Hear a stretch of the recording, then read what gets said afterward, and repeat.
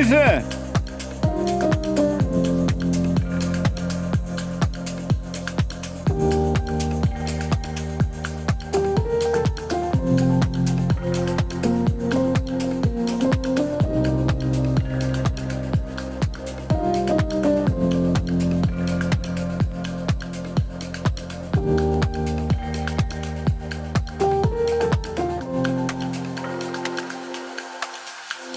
Amazing!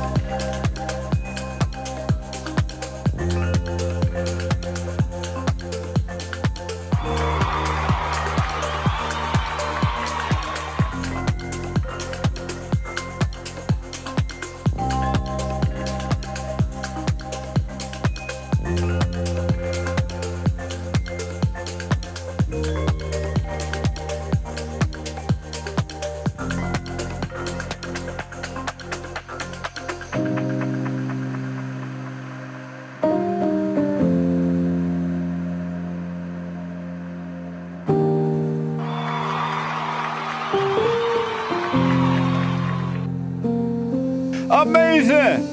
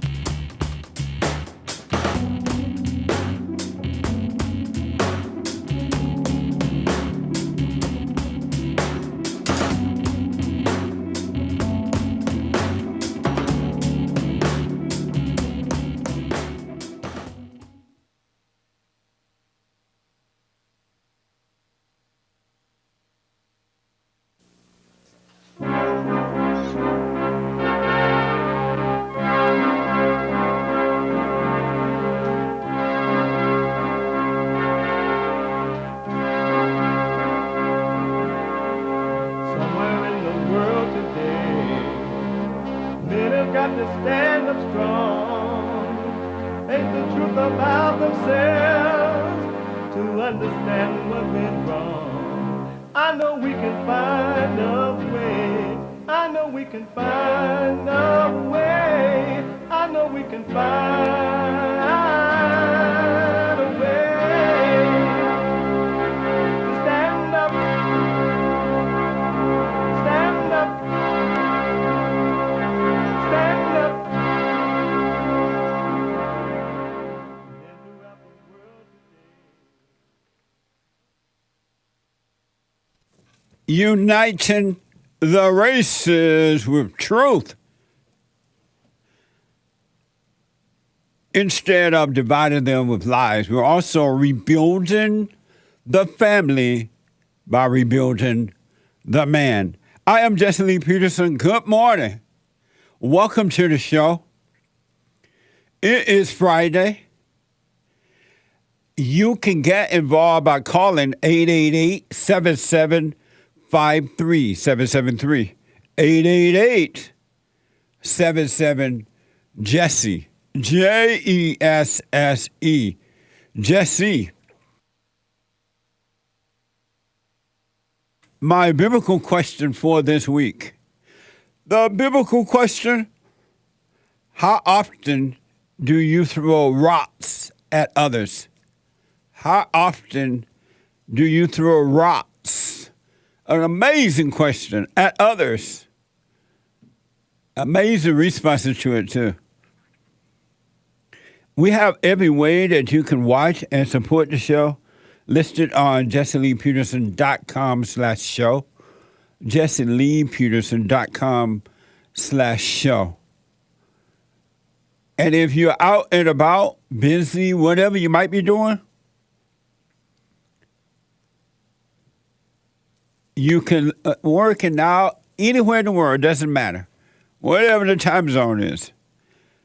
You can listen to the show on your iPhone or iPad, and then you can podcast the show as well by calling 641-793-1500. 641-793-1500. Don't forget to follow us, JLP Talk on Twitter, and Jesse Lee Peterson on Instagram. JLP Talk on Twitter, Jesse Lee Peterson on Instagram. Like, follow, subscribe, ring the bell. Y'all know what to do. Amazing. So, it is Friday, and every Friday is Get It Off Your Chest Day. Whatever is on your mind, express yourself Friday. You Tom like a mug. You need to go and get yourself bleached, because everything you say about black people, and you're sitting up there looking like a tar baby. It might sound like a semantics argument, but he's a gray alien. I wonder if he's been smoking pot.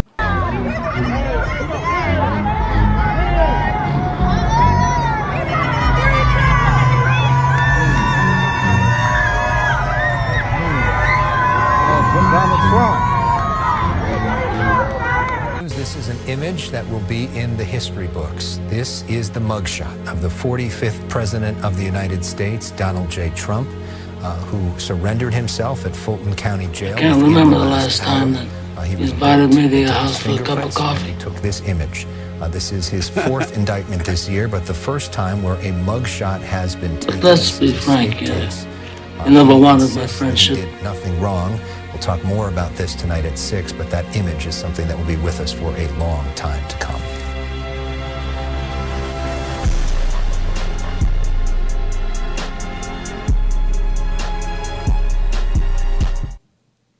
Amazing. The Anchor Baby put that together. Of the Great White Hope. Did you ever imagine that one day in the United States of America, my country, that the president, the Great White Hope, will have to take a mug shot? It is, the battle is a spiritual battle. It's good versus evil. And they are going after this man like 90 going north. Like 90 going north. It is so interesting to see the children of the lie, both Republicans and Democrats, and not all Republicans represented, but most, going after one man in the manner that they are. And they're going after everyone around him, his attorneys and everyone around him to get to him. And anyone that has anger would do the same thing. They'll try to destroy everyone around you in order to get to you. It's so amazing to watch this happen. As Nick put on that soundbite there, to be continued. This is pure evil at work. And it's not about Donald Trump, it's about self. They are trying to get something, perceived power, money, something, and Trump is in their way. And they don't want anyone in their way. It is mind-blowing. It's being reported that that woman down in Georgia, it's been reported the reason she's doing this, she wants attention. She's up for re-election. She's using this as a fundraising thing, according to reports. It's all about her. It's not about Trump. And it's not about Trump breaking the law or anything. It's about her. She's trying to get something. The ego is always about self. It's never, ever impossible to be about anyone else but self.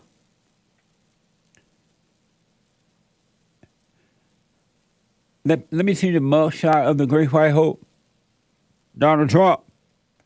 So there's this quote-unquote mugshot. So is he deliberately making that face? I wonder what he's thinking while he's taking it.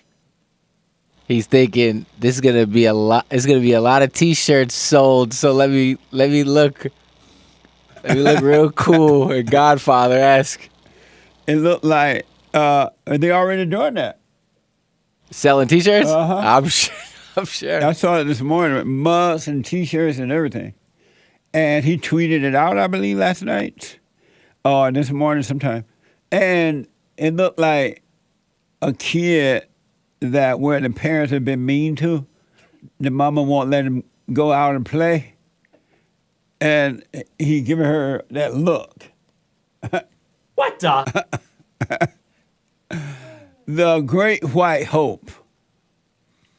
The thing that I want to warn you about, don't overreact to this.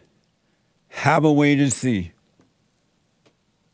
Sit back and watch the movie happen. See what the end gonna bring.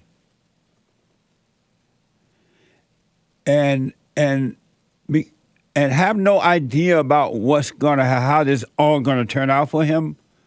Have a wait and see. Watch and see and learn. You can learn by watching. Watch and learn. Watch and learn from it. Have that little space. Always have that little space between you and others so that you can learn. Know thyself. But this is not over yet. And remember how I've said for a long time now, what you do to others, you're doing to yourself. Really. But in your little father state mind, you think you're doing it to someone else, but you're really doing it to yourself. And if you notice that these people that are going after the Great White Hope, Donald Trump, they cannot see that they're doing it to themselves. People are seeing how vicious and evil these people are going after Donald Trump. And as a result of that, Donald Trump is growing in popularity like no one else I've ever seen. He's like campaigning to be president without having to campaign to be president. They are doing it for him, trying to hurt him, trying to stop him. And then the people see, all races too, they see how evil these people are, right? And so they're supporting Donald Trump. What they're trying to do to Trump, they are doing it to themselves. And that's what happens in life. Every angry person that tries to do something to you, they're doing it to themselves. Forgive them, they cannot see. Forgive them, they cannot see. It's amazing. As a result of what's happening to the great white hope, some people are waking up. And Donald Trump has, since running for president for sure, since he announced, he's always had that effect on a lot of people, waking them up just by dealing with life being Donald Trump. It's amazing how that is. The light of the world. He is the light.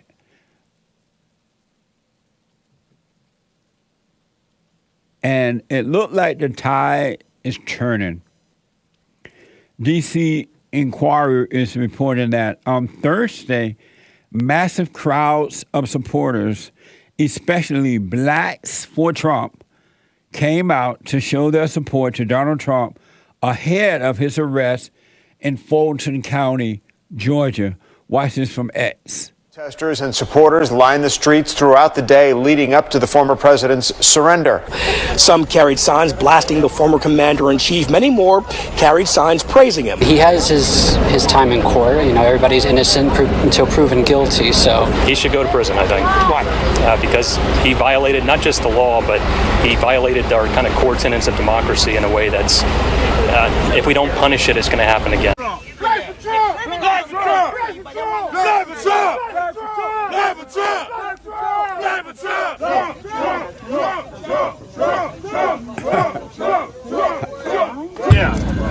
Oh, give me that plate. When he put those terror out, that's my man. That is, he knows the world system better than any of those guys. We need this country saved.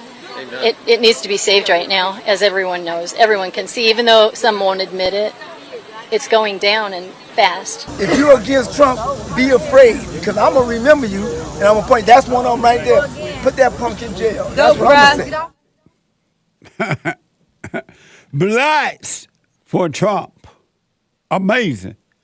And that's the last thing that the Great White Hope enemies want, is for blacks to be openly for him. If black people were to wake up, majority, because all are not going to do it, but were to wake up, America can change overnight for the good, because the blacks are being used to destroy it. And the last thing they want is for blacks to be on the side of good. And they had T-shirts, blacks for Trump, so they're like prepared for this. They thought about it. It wasn't like some last minute thing. Black excellence. Amazing. That's what you call black excellence. I really want you to encourage you to watch. Don't get angry and overreact, because that's what they want you to do, is to overreact. And anyone that overreacts, they're going to take away all your rights. They're going to lock you down and throw away the key. They want you angry to overreact. Don't do it.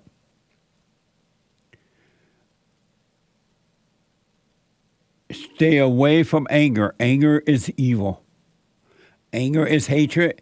It blinds you and prevents you from seeing what's really going on. Stay away from the anger. That's my best advice. Do what you want, but I recommend you don't do it. They will set a trap made for fools. So stay away from the anger. They want you divided. They want the races divided. They want the races fighting one another. They want the illegals to come in and fight with the American people by giving them so-called rights and money and hotels and everything. They want you to overreact, whatever it takes. They want the criminals on the streets to put fear in you to cause a reaction. Think about it. They are taking away your rights to protect yourself and giving the right to the criminals to attack you. No bail bond and all that kind of stuff. No police. They want you angry and out of control because they are of evil. And they want you mad and fighting one another and carrying on.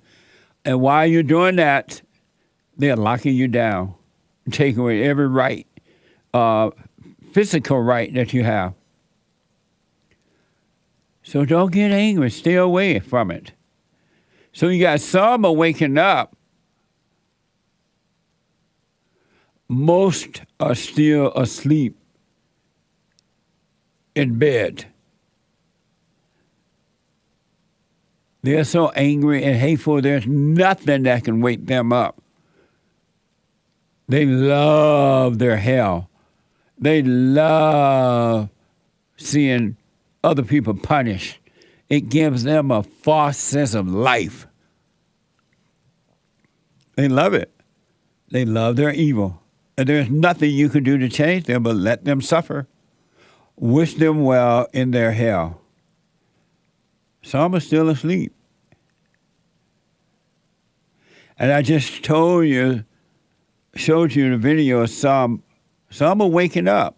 The blacks are supporting the Great White Hope.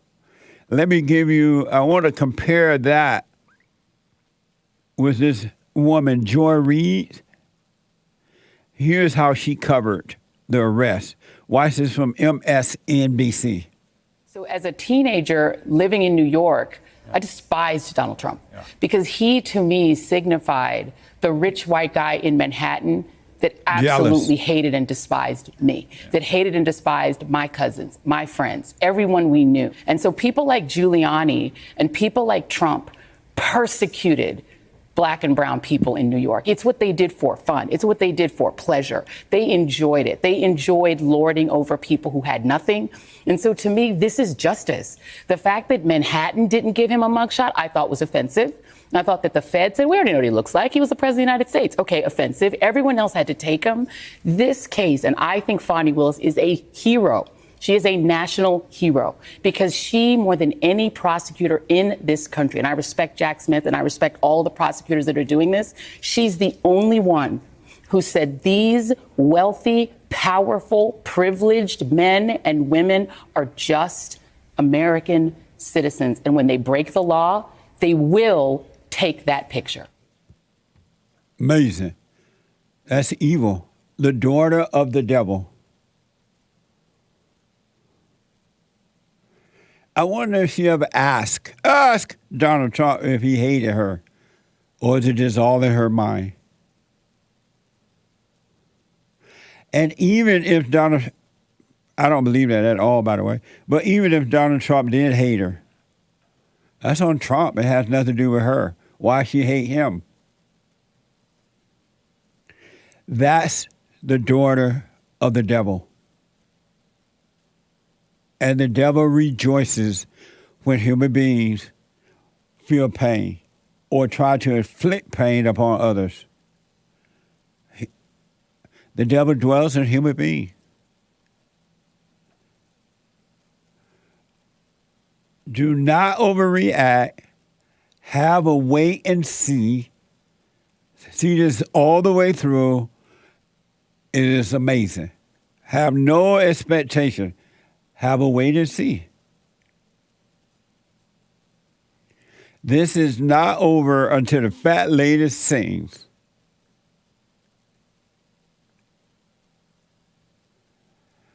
It's interesting to be alive, for me, to be alive and watch my country being turned into a third world country.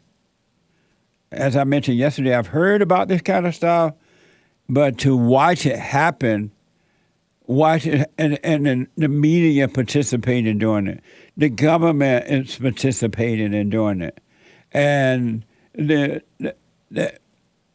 federal and local government, state government, it's crazy. I didn't know it. I knew it happened in other countries, but I didn't quite know how it went down. And now I see. And I just never thought that could happen here. These people desperately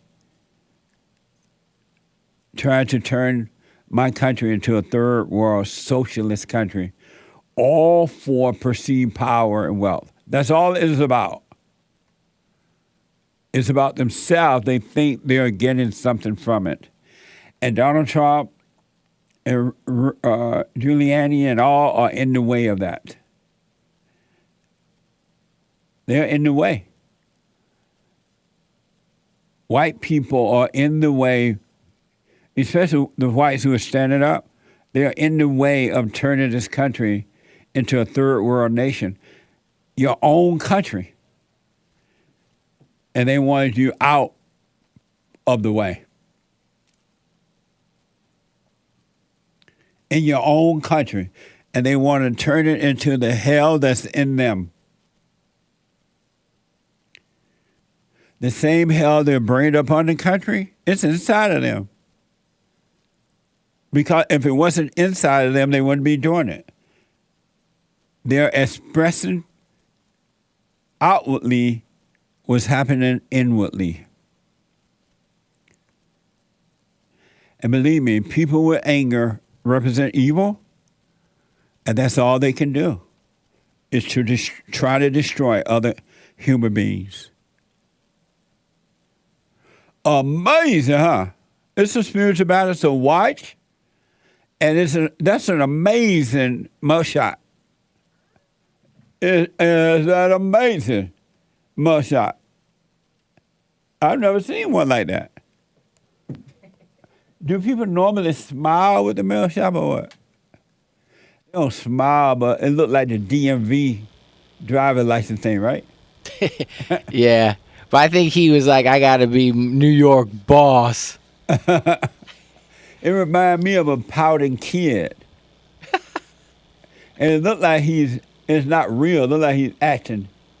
He's like a mop. Oh, yeah, like you just said, a mobster. Yeah, you're right. He's probably doing a little just defiance and joking around a bit. He's like, what the? But he knew it was going to go down. It's going to go down in history. I That's know. For sure. That's the best campaigning ad I've ever seen. Yeah, it's true. He should invoice them for marketing. Amazing. The Great White Hope. So what are you thinking about this morning? What happened, what they're trying to do to the Great White Hope, Donald Trump? 888-7753-773. 888-77-JESSE. Let me go to our first time call out of Tennessee. Phil, welcome to the show. You're on the air. Hey, Jesse, how's it going? All is well, Phil. Awesome. Well, I meant to call in yesterday on Bible Thumper Thursday, but I just figured I'd go ahead and call here today and give you my question here. I've been listening to you, I would say, for about 2.5, 3 years, and you've really helped me open my eyes in so many different areas. But I would say, one thing that I've really just never been able to kind of wrap my head around or really get behind is the whole, denying the divinity of Christ. And so, I just wanted to kind of, get more of an idea of, kind of where you're coming from there. Denying the divinity of Christ? Yes, sir. What does that mean? So, like, that basically Jesus is not God. I deny that Jesus is not God. Or you deny that Jesus is God. Right, he's the Son. But what does divinity mean? It means like he's of the same nature as God. Like he is God. He is of the same nature as God. That's for sure. The Father and the Son are one. Yeah. That he's the idea of the Trinity. That God is a Trinity and Father, Son, Holy Spirit. There is the Father, there is the Son, and there is the Holy Spirit. Yes, and that's one God. I don't know what that means. What do you mean that's one God? It's one God, three persons. And what does that mean? It's the nature of God is that he's one God, three persons. What do you mean by one God, three person? I don't know how to explain it other than what I've already said. I mean, it's one God, three persons. I mean, I guess the question I have is like, if we're denying. Go ahead. If we're denying that Jesus is God, then what was his nature? Like, was he no different than us? Was he just like us? His nature was that of the Father. But was he? But like, could have anyone have been Jesus? Could have anyone played that role? I don't know if anyone could have done it, but I know he did it. Yeah, because he was God, correct? No, because he was the Son sent by the Father. Yes, but that means he's God also. Right? I mean, I think so. Like, how would you explain the virgin birth? Did he say that he was God? He never outright explicitly said that he was God. But, why you don't think he said it? If he was God, why he said who he was by saying that he was the Son of God. If he was God, why would he have said, "I'm God"? Well, can I answer that with a question? No. I do have a question I would like to ask you. Okay, but why would he have not? And don't forget your questions. But why would he? He said, "I'm the Son. The Father and I are one. The Father sent me. Father, forgive them. They know not what they do," and all that kind of stuff. Why, if he said all those things, why wouldn't he just say, "I'm God"?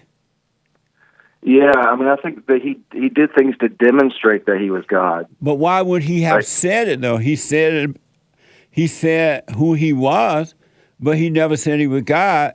Why would he have said that if he were God? Can I ask my question now? Why would he have called himself the Son rather than the Father?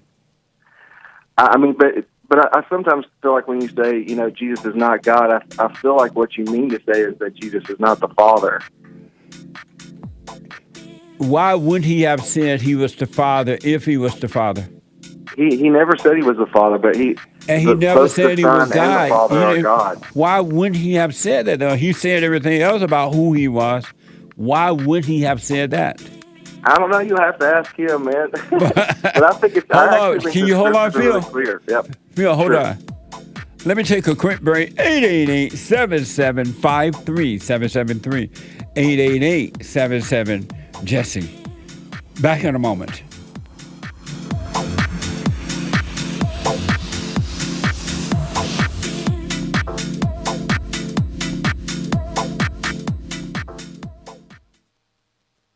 I have books that are amazing. I highly recommend you get them. 7 Guaranteed Steps to Spiritual, Family, and Financial Success Guide. Even if you're not starting a business, but you have a job, or you're on welfare, it can help you if you do. Be doers of the word, all right? From rage to responsibility. From rage. That's what I write about in the first chapter, especially how I overcame. Scam. How the black leadership exploits black Americans. They are using them, and blacks are too willing to be used. And then my last book, The Antidote, Healing America from the Poison of Hate, Blame, and Victimhood. They are all amazing books, and they are helpful. Go to rebuildingtheman.com if you want an autographed copy, or call 800-411-2663.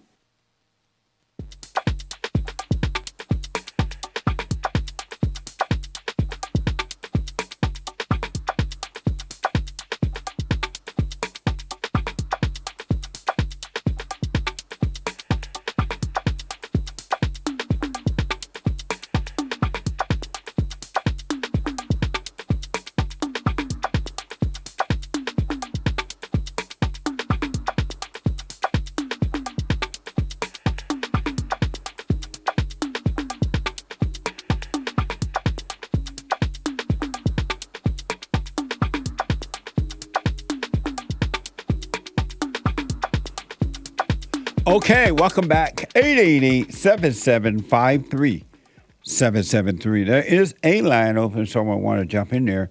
Quick announcement. The Hake report is coming up at 9 a.m. this morning, right after my show ends. The Hake report from 9 to 11 a.m., Monday through Friday, Pacific time. And Hake is on fire. He has a lot to say about what's happening with the Great White Hope. What the? And then at 12 noon, a brand new episode of the Fallen State.tv. A very, very amazing conversation with Austin Peterson. He is a former Libertarian president candidate and host of the Wake Up America newscast. Watch this. Next time on The Fallen State.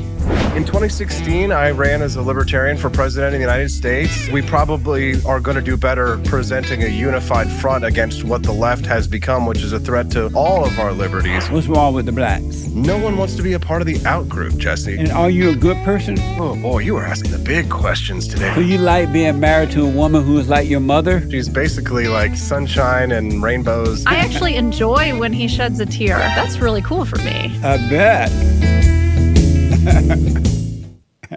It was a very, very inspiring conversation. I think you're going to like it. At 12 noon today, thefallenState.tv. Don't forget to have your to donate and have your comments read out loud. You can go to buymeacoffee.com/JLP talk. Buymeacoffee.com/JLP talk.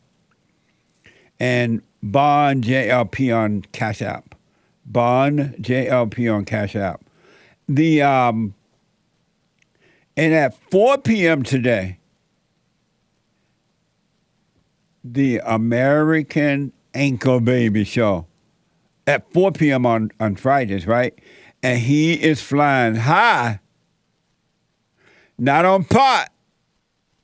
Not on fentanyl. But in a plane. So come along for a fantastic ride with the Anchor Baby at 4 p.m. today. All right, you don't want to miss it. It's going to be interesting to hear what he has to say about the Great White Hope. And last but not least, check out BigClubUSA.com. BigClubUSA.com. People tell me I have a lot of alpha energy. Jesse, what gives you so much alpha energy, they say? Is it energy drinks? No. Is it cigars? No. It's Alpha Jerky. Alpha Jerky from Big Club USA. Alpha male, and you can have Alpha Jerky energy too. Amazing.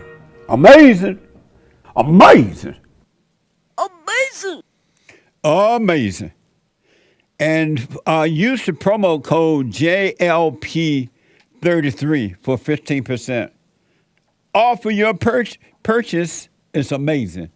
BigClubUSA.com. Let me go quickly back to Phil And Phil wanted to know about the divinity of Christ. Out of Tennessee, first time call. Hey, Phil. Yes, sir. How did you come up with where did you get that word from? The divinity of Christ. Where did you get that from? I'm sure I just heard it somewhere. And so you just repeated what others have said? I guess so. And so did you know it didn't really make sense to you? No, it does make sense to me. And why does it make sense? I mean, I can't explain that phenomenon, but I know that it makes sense. But if it made sense, shouldn't you be able to explain it? No. Have you ever questioned that, whether it's true or not, to question that? Well, I mean, I think since listening to you, I certainly, it's caused me to question that, but it's been one of the issues that I've just never really been able to get beyond when it comes to your message. So, yeah. And have you ever questioned, I wonder why Jesus never said he was God. He said he was the Son. He said he and his Father were one. He said, I'm going to pray to the Father, who is God, to see what he want me to do. I'll be back. Y'all don't follow me up here. I'm going to pray for a while. Y'all stay back there. Sure. And have you ever questioned, why did he say I'm God during that period of some time? Yeah, and can I ask my question here? Answer that first, and then ask the question. I mean, so I think Christ did things to demonstrate that he was God. He never just outright explicitly said, "Hey guys, I'm God," but he did things to demonstrate that he was God, like healing people, like forgiving sins. I mean, even Scripture, says that in the end that Christ will be the judge of all. Only God can judge. There's other passages of Scripture like where Christ says that he saw Satan fall like lightning. I mean, it's apparent that he had some type of pre-incarnate existence that I did not have. I don't remember seeing Satan fall. There's other verses, if you don't mind if I Bible thump for a second. Let me ask this before you get into that. When he did the healing, did he say he was doing the healing, or somebody else was doing it through him? Yeah, that's a great question. I guess there are passages where he probably said that it was the Father doing it through him, but I don't know that he did that every let's time. go back. You're rushing past that. Did he say he was doing the healing, or someone else was doing the healing? No, I don't know. I don't know. You do know. I don't know.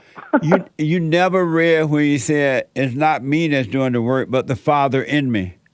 Yeah, but I don't think he did that every time. Did he say that? I mean, I haven't gone through every Phil? single passage where he did that. Phil, did he say, "It's not me, it's the Father in me doing the work"? Yeah, I don't think he said that for every instance that he healed them. Phil, did he say, "It's not me, it's the Father in me doing the work"? I'm sure he said that at some point. Did he say it or not? Did he say it or not? Yes, he said it. That doesn't prove anything, but yes. So did he say, "It's not me, but it's the Father in me that's doing the work"? Yes, he did say that. But that does not prove he were not doing God. the work, would he make it clear to the onlookers that it's not me, it's the Father in me? Yeah, but I think that would he have need to say that if he was doing the work? I mean, I don't know how to answer that. I mean, yes, but that doesn't mean he's not God. Phil, would he have needed to say, "It's not me"? Y'all looking on here at me, but it's not me, it's the Father doing the work. Would he have needed to say that if he were God, if he were doing it? I don't know how to answer that. I don't know. Yes, you do know how to answer that. You won't answer, but you do know how to. Why are you afraid to answer that? I'm happy to answer. I just don't think. Would he have needed to say? I don't think it proves your point. But would he have needed to say, "Is somebody else doing it?" If he was doing it? No. And did he say, "The greater work shall you do, that the work that I do, the greater work that you shall do," right? Did you hear him say that? Did you read that? I did hear him say that. Mm-hmm. And so, are we greater than God? No. So how is it, if he was God, why would he say, y'all can do greater works too? Yeah, because, God, but that doesn't prove that he's not divine. You're not answering the question. Why would he say, if he was God, why would he say, greater work shall you do? Ask that question again. I just don't get where we're going with it. If he was God, if he was God, why would he say, greater work shall you do? I don't know how to answer that. Why not? But I just don't. So you don't. So you believe that God would tell us we can do greater works than him? I mean, I don't think that.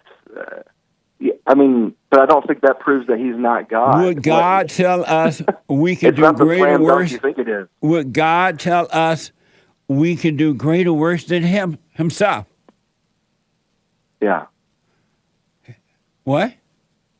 I mean, no, but that doesn't mean he's not God. Stay with that first. Don't move to the next thought. Leave that empty space there. I have a question for you, man. You haven't let me ask. I will. But just answer that first. Got a lot of questions. Would God say, greater work shall y'all do, the same work I do? Y'all can do greater. Yeah. Would he say that? I mean, I know I'm going to have to say no so we can move beyond this, but I've not really thought about this before. And why would you have to say... It's an interesting point, but yeah. Why would you have to say no? Because I know that's the answer that you're looking for. No, I'm not looking for the answer. I'm trying to understand. And I can honestly say I don't know. I've never. I'm trying to understand you. But I don't think it's real clear. It doesn't. It's not like real clear to me whether he would say that or not. Are you so white? I can't really answer it. Yes, sir. Why is it not clear to you? You're not black. This should be very clear to you. Huh? I'm black and slow, and it's clear to me. You white. Yeah. Why isn't it very clear to you? Why won't you? I've never thought about that before, and I don't why really not? have an answer right now. Why have you? Because I haven't. Because I haven't. Amazing. Okay. You have another Bible thumper question? Yes, sir. Well, I'm on the same point. So like when you're, one of the points I've heard you kind of harp on is like, hey, he never says I'm God. He never says, hey, I'm God. But, the question I have is like, when you're around the office at Bond, do you go around saying like, hey, I'm the boss. Hey, everybody, I just want you to know I'm the boss. Or do you do things that demonstrate that you're the boss? I not only say it all the time, and if I forget to say it, I wear a shirt that says I'm the boss. I don't believe you. I know. I'm messing with you. I'm playing. No, I don't. Yeah. So you don't say that you're the boss. You do things that demonstrate you're the boss, correct? I don't even demonstrate I'm the boss. Yeah, but how do your employees know that you're the boss? Because I hired them. Yeah, there you go. So you've done things that demonstrate you're the boss. I remind them I'm the boss if they forget, but I hired them. What do you mean I do things that demonstrate? So well, like Christ, you hired them, that shows, that by its very nature shows that you're the boss, correct? Right. Like you didn't have to say, hey, I'm the, right. hey, yes, buddy, I'm the boss. Yes. But yeah, did Christ do anything that showed that he was God? Totally. What? He forgave sins. What? He forgave sins. But he said your Father in heaven forgive you. No, he said, I forgive you. Go. Remember the paralytic he was paralyzed. He couldn't get up, and he says, I forgive you your sins. And then the Pharisees were ticked at him because they said, hey, you can't forgive sins. Only God can forgive sins. Did he say the Father forgive them? I don't have it sitting right before me, but do know that in the passage. He said, Father, forgive them. Yeah, but the Pharisees were ticked at him for forgiving sins. They said only God can forgive sins. But anyone that is of the Father do forgive. because that's the nature of the Father, is to forgive. The Father does not judge. And so as the Father forgave, so did the Son. Yeah, I mean, exactly. But and do you believe that the Pharisees believed in Jesus? No, they did not. not. Why are you using them as a reference? They didn't even recognize him. Yeah, but they I mean, they knew the scripture. They knew that only God could forgive, and they said they were all ticked at him. Hey, you can't. Only God can forgive. What? That they were all mad at him because they said, "Hey, only God can forgive. You're out here forgiving sin." But they didn't recognize him. Are you?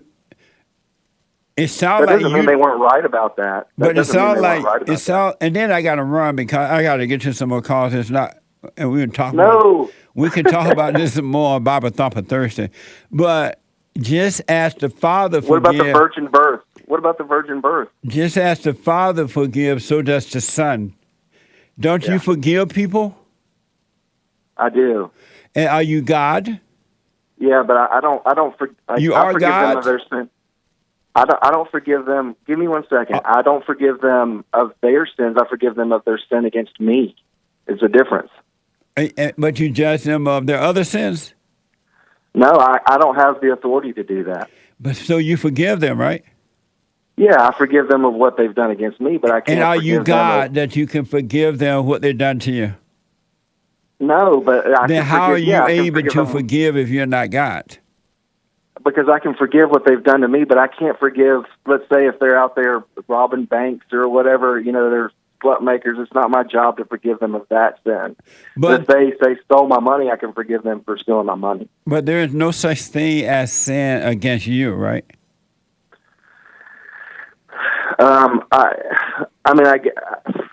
Maybe not in some technical way, but is there such a thing as sin against you?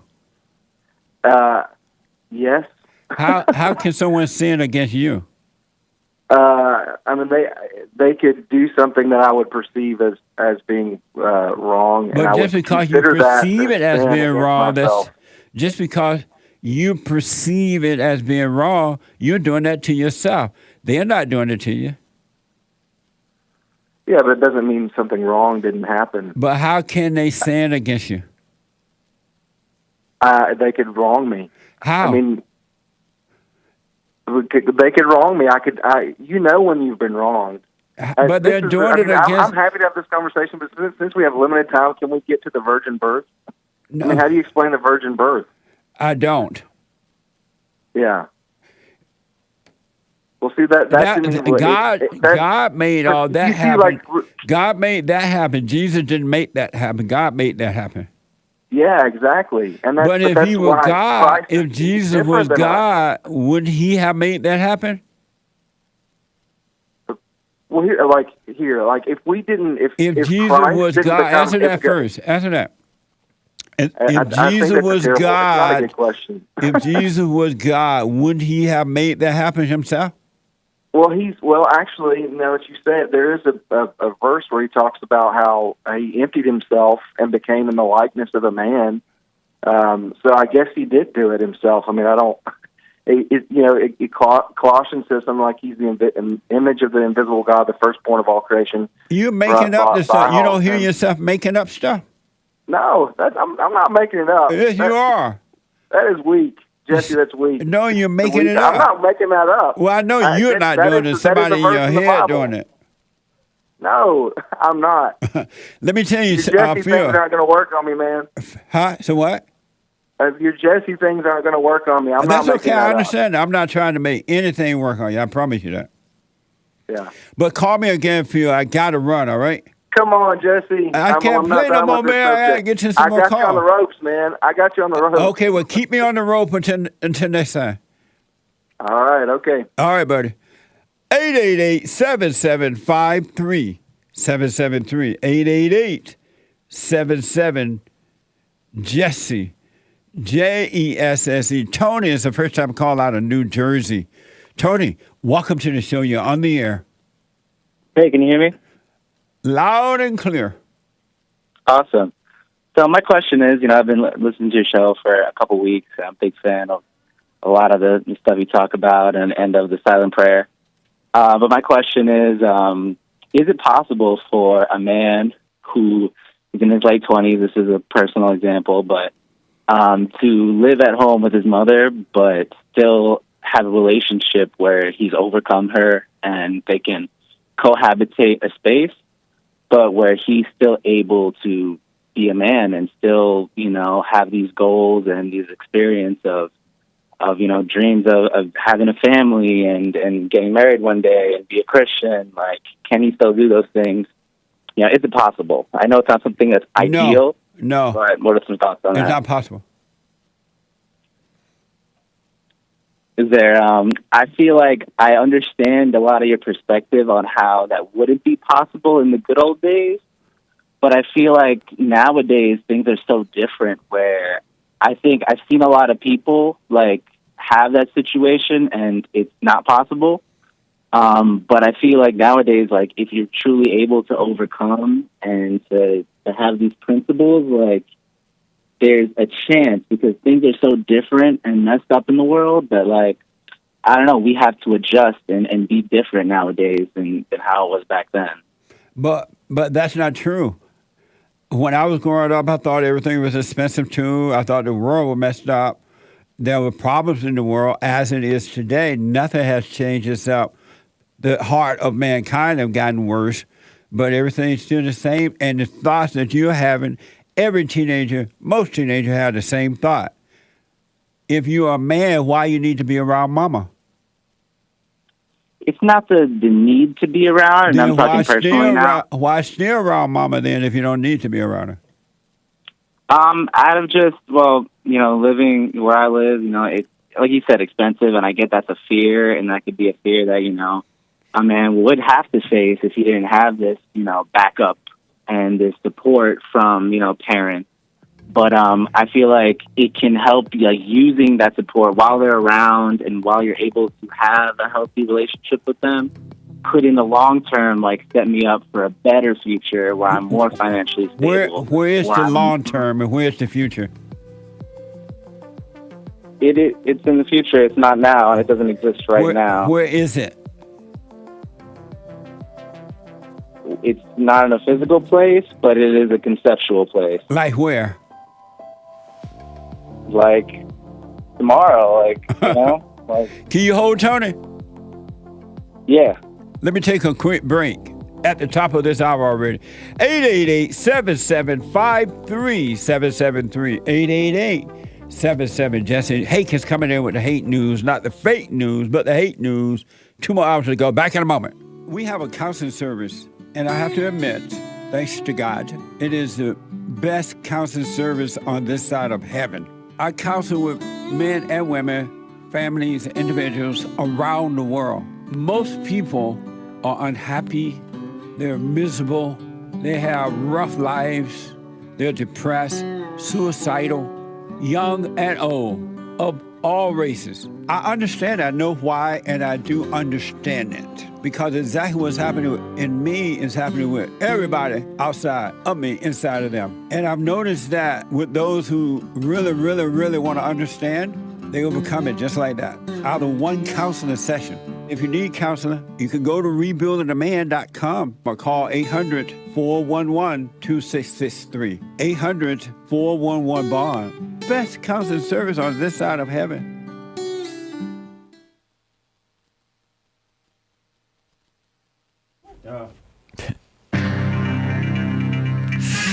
Persecution of the president. Did you see that based mugshot?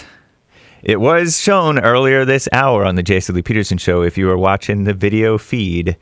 And Maui body search is ongoing. And there are power outages happening in Michigan and Ohio. Whew. Thunderstorms, a tornado, and some other mess going on. Mortgage rates are through the roof, I hear.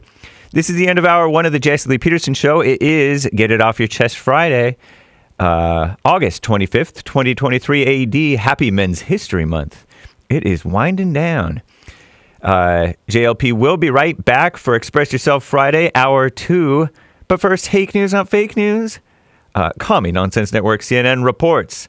Written by Alexandra Meeks, Donald J. Trump became the first former U.S. president, our greatest, to have a mug shot, she writes. And she spells it with 2 words. Should be mugshot, 1 word. It's utter disrespect to the mug community. Taken when he was placed under arrest in Fulton County, Atlanta jail. I think Atlanta. On Thursday. He was booked as inmate number P01135809 after surrendering on more than a dozen charges. The black female, shameless black woman piling on female DA, Fannie Willis, stemming from his alleged efforts to overturn Georgia's 2020 election results, which were totally on the up and up, even though they were run by blacks. Sources tell Commie Nonsense Network that the former president, our greatest, wanted to appear defiant in the mugshot. That's what sources say. And purposefully chose not to smile. After he was released on a $200,000 bond, which they should have paid him, not him, them. Not he, them. Trump slammed the case as a travesty of justice. And that's a quote. He told reporters, "I did nothing wrong." Based. Which I disavow, of course, for the sake of my channels. He surrendered. His surrender in Georgia marked the 4th time this year that our greatest president has turned himself in to local or federal officials after criminal charges were brought against him. 4 indictments. Episodes that have never been seen in U.S. history until 2023 AD, when the black females are running the show. Maui body search. Officials in Maui County, Hawaii, have released a list of nearly 400 people who remain unaccounted for following the devastating wildfires this month. The validated list was put together by the FBI, the feds. News release from the county stated Thursday. "We're releasing this list of names today because we know that it will help with the investigation," said Police Chief John Pelletier, if I'm pronouncing his name correctly. Originally from Las Vegas during that mass murder.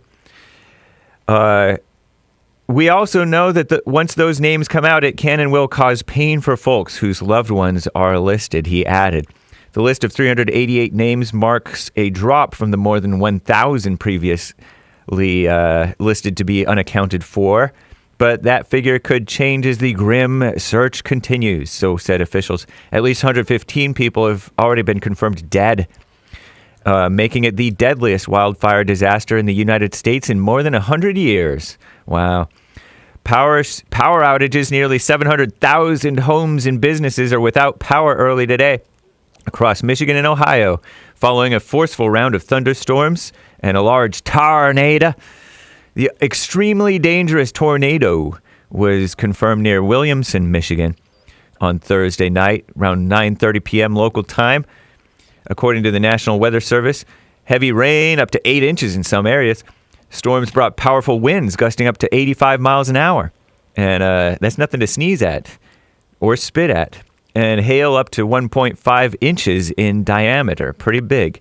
Approximately 400,000 people were without power, southern Michigan. Nearly 300,000 in the dark in northern Ohio overnight, according to tracker poweroutage.us. Crews expected to survey the damage today as the storms track further south. And those mortgage rates soared to 7.23% this week, highest level since 2001. So what a mess. I'm James Hake. Now back to JLP, Hour 2.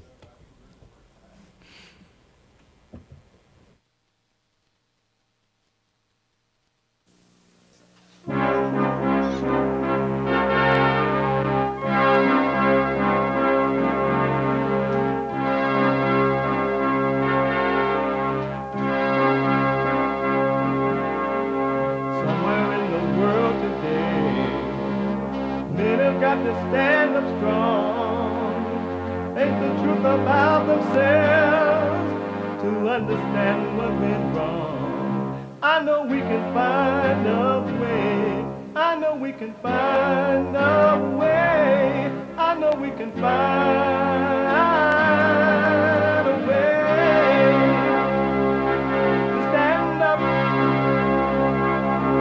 stand up. Stand up.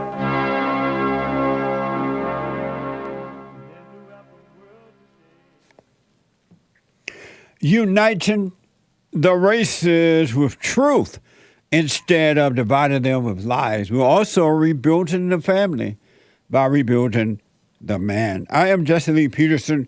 Welcome to the second hour of the show today. The second hour.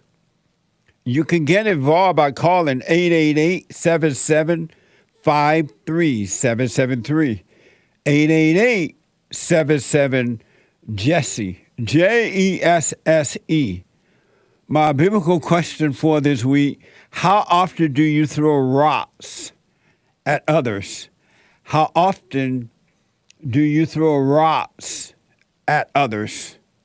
We have every way that you can watch and support the show listed on JesseLeePeterson.com/show. JesseLeePeterson.com/show. And don't forget, anywhere in the world, whatever you're doing, whoever you are, you can listen to the show by calling the listen line at 641-793-1500. That's 641-793-1500 on your iPhone or iPad. All right? iPhone or iPad. And you can podcast the show. There's more than one way to skin a cat. You can podcast the show. Don't forget to follow us, Jesse Lee Peterson, on Instagram and JLP Talk on Twitter. Jesse Lee Peterson on Instagram and JLP Talk on Twitter. Follow, like, ring the bell, and subscribe, and do everything. Y'all know what to do. All right? Y'all know what to do.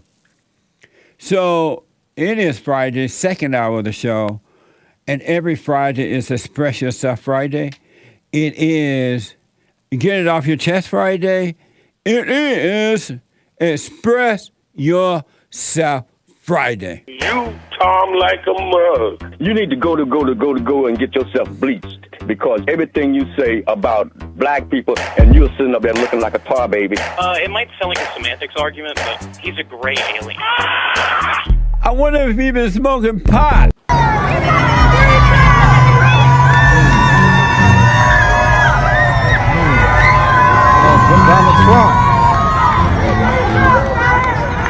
What has taken place here is a travesty of justice. We did nothing wrong. I did nothing wrong. And everybody knows it. I've never had such support. There's never been anything like it in our country before. This is their way of campaigning. So thank you all very much, and I'll see you very soon. Thank you very much. Amazing. To be continued. Watch and watch and watch. And when you've done all you can do to watch, watch some more. Really, don't get angry. Don't overreact. They want you to do that. They want you to do that. Amazing, huh? I want to go back to Tony out of New Jersey. And Tony, the question was, could you stay home and still be a man? Or something like that. And I said, no, you got to get away from mama. Tony? Yeah. So you were saying that, and if I'm quoting you wrong, you could remind me, that to get that you to stay home and prepare for the future, something like that, right? Yeah, basically. And I ask, where is the future? And you say? I get that the future isn't a physical place, and it's not something to focus on in the present. Present is, the best thing to focus on. Right. But, there's an element of planning that comes with that. And I feel like, and I guess in the spirit of Express Yourself Friday, I'm not trying to disagree with you or anything. I guess I'm right. trying to I understand that. Yeah, I'm just expressing, I guess, the opinion that I think a lot of people in my age group feel nowadays, which is that that we have to like act differently than people did in the good old days, and adjust to like the modern inconveniences and the modern conveniences that we have, in order to kind of like live a happier present, and in some ways also plan for the future to have a happier, present in the future. If you're planning for the future, then you're not happy in the present. Yeah, I mean, I feel like I am happy in the present. No, you're like that. You feel like you are, but you're not. You're home with mama, and you're thinking about the future. You're not living the present, because you can't live the present and think about the future, where the future is just an illusion. And you will have to be living in that illusion to believe that it exists. So you can't live in the illusion and still live in the present. In the reality. Yeah, I understand that. I don't feel like I'm personally living in the present. I feel like, You're not living in the present if you're thinking about the future. It's not that I'm thinking about the future, but it's an element, it's something that I'm planning for. I want to have a bright future, and I want to set myself up for that in the present. But it's not like the future is something I think about every day. I might spend a little bit of time every week, like an hour every week, to like plan and, have things. But do you understand that taking 1 second to think about the future is an illusion? You think about something that doesn't exist, and it making you plan for something that doesn't exist instead of living now. Why not just be today, now be sufficient for you? Why do you have to live in an illusion? And if your parent had prepared you while growing up, you will already be out of the home, but they didn't prepare you. They prepared you to stay home, not to leave when you became an adult. So like, are there any elements you think someone should like take while living in the present, having that be the focus and the priority? But do you think we shouldn't spend any time like planning for the future, or even learning from mistakes of the past, like whether it's your own or other people's? Like, I think we should take those principles and those concepts and those illusions, and accept that they're not reality, accept that they're not something that we can really make tangible in the present moment, because they don't exist in our hands. But it's something that we can take into account and learn from. I heard a good quote recently, and it was like something that like smart men, have bad experiences and learn from them, but wise men, learn from other people's experiences. So even their experiences, that's something in the past. Both those are dumb quotes. You think? No. So you think you can only learn from your own experiences? How can you learn from a past that doesn't exist? It's more of an experience of someone else, or even your own experience. How can you learn from a past that doesn't exist? And how can you learn from someone else's experiences? That doesn't even make sense. But first, how can you learn from a past that doesn't exist? How old are you? I'm 27. Oh, okay. How can you learn from a past that doesn't exist? I can answer that. I mean, I've recently started like studying the Bible, and I think reading some of those stories, and I kind of do what you're saying. I kind of take it with a grain of salt. I don't see it as like a historical thing. And I like something you said, which is that it's not the word from God, it's not the word of God, it's the word from God, right? So I say it as it has almost. I kind of interpreted that in my early studies, is that it's not to be taken too literally. Like, it's not literally something that happened in the past. And I kind of think of that when it comes to Jesus sometimes too. Like, I try not to see him as a historical figure, but a conceptual figure, and if none of that exists, then why would we study the Bible? Why would we learn from other people's words that have to do with values and religion? Why would I learn from what you're saying, which is, in the good old days, they did this and this and this? Why would I even care what you're saying about that if it doesn't matter? You shouldn't learn from what I'm saying or anyone else saying. You should see the truth for yourself. And I hope to be pointing you back to that truth that is within you. Yeah. And so, but I'm asking, how can you learn from the past that doesn't exist? I think understanding how let's do this first. Where is the past? It doesn't exist. It's an illusion. It's a concept. So how can you learn from that? Because the concept gives an idea of something that happened in the world.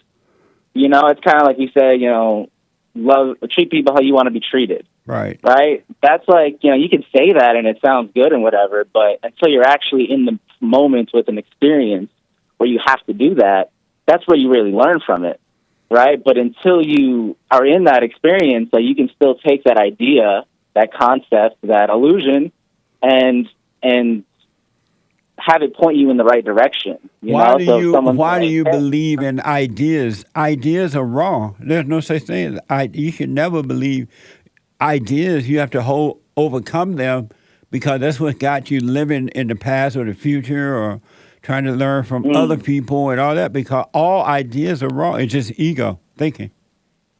Yeah, I don't feel like I learned from the ideas. So why even hold on to them, period?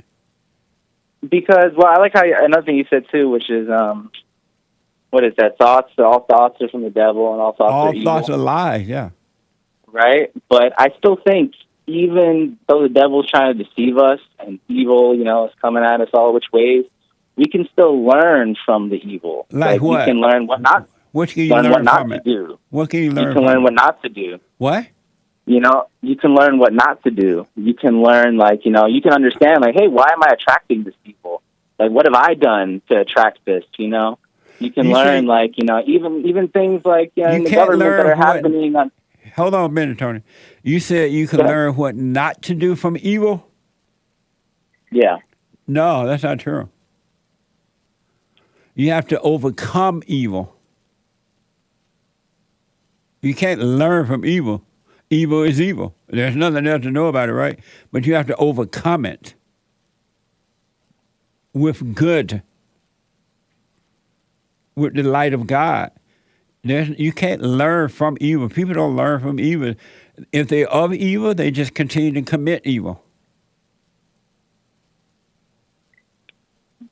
I think understanding what the evil is an early step in being able to overcome it.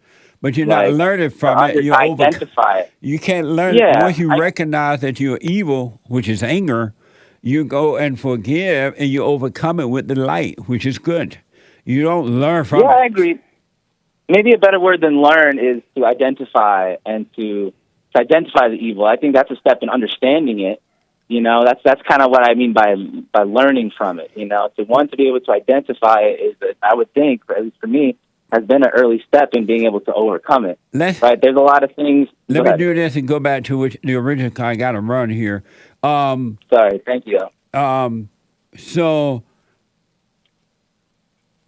you have been deceived by your mama that stay home, save your money, do this, do that, not realizing she has weakened you, and she keeping you under her skirt tail in order to use you for her own personal ego gratification, to feel like she has love, and she doesn't. Because had she had love for you, you would have been taught while growing up, once you become of age, 18, a grown man, whatever, you're out of here. But they didn't teach you that. They told you things have changed. Everything's so expensive. You need to stay home. And now you have that mentality and don't realize that you've been brainwashed. You learn. Yeah, you learn by dealing with the issues of life. You do not learn and grow by sitting at home with mama. That's a comfort zone.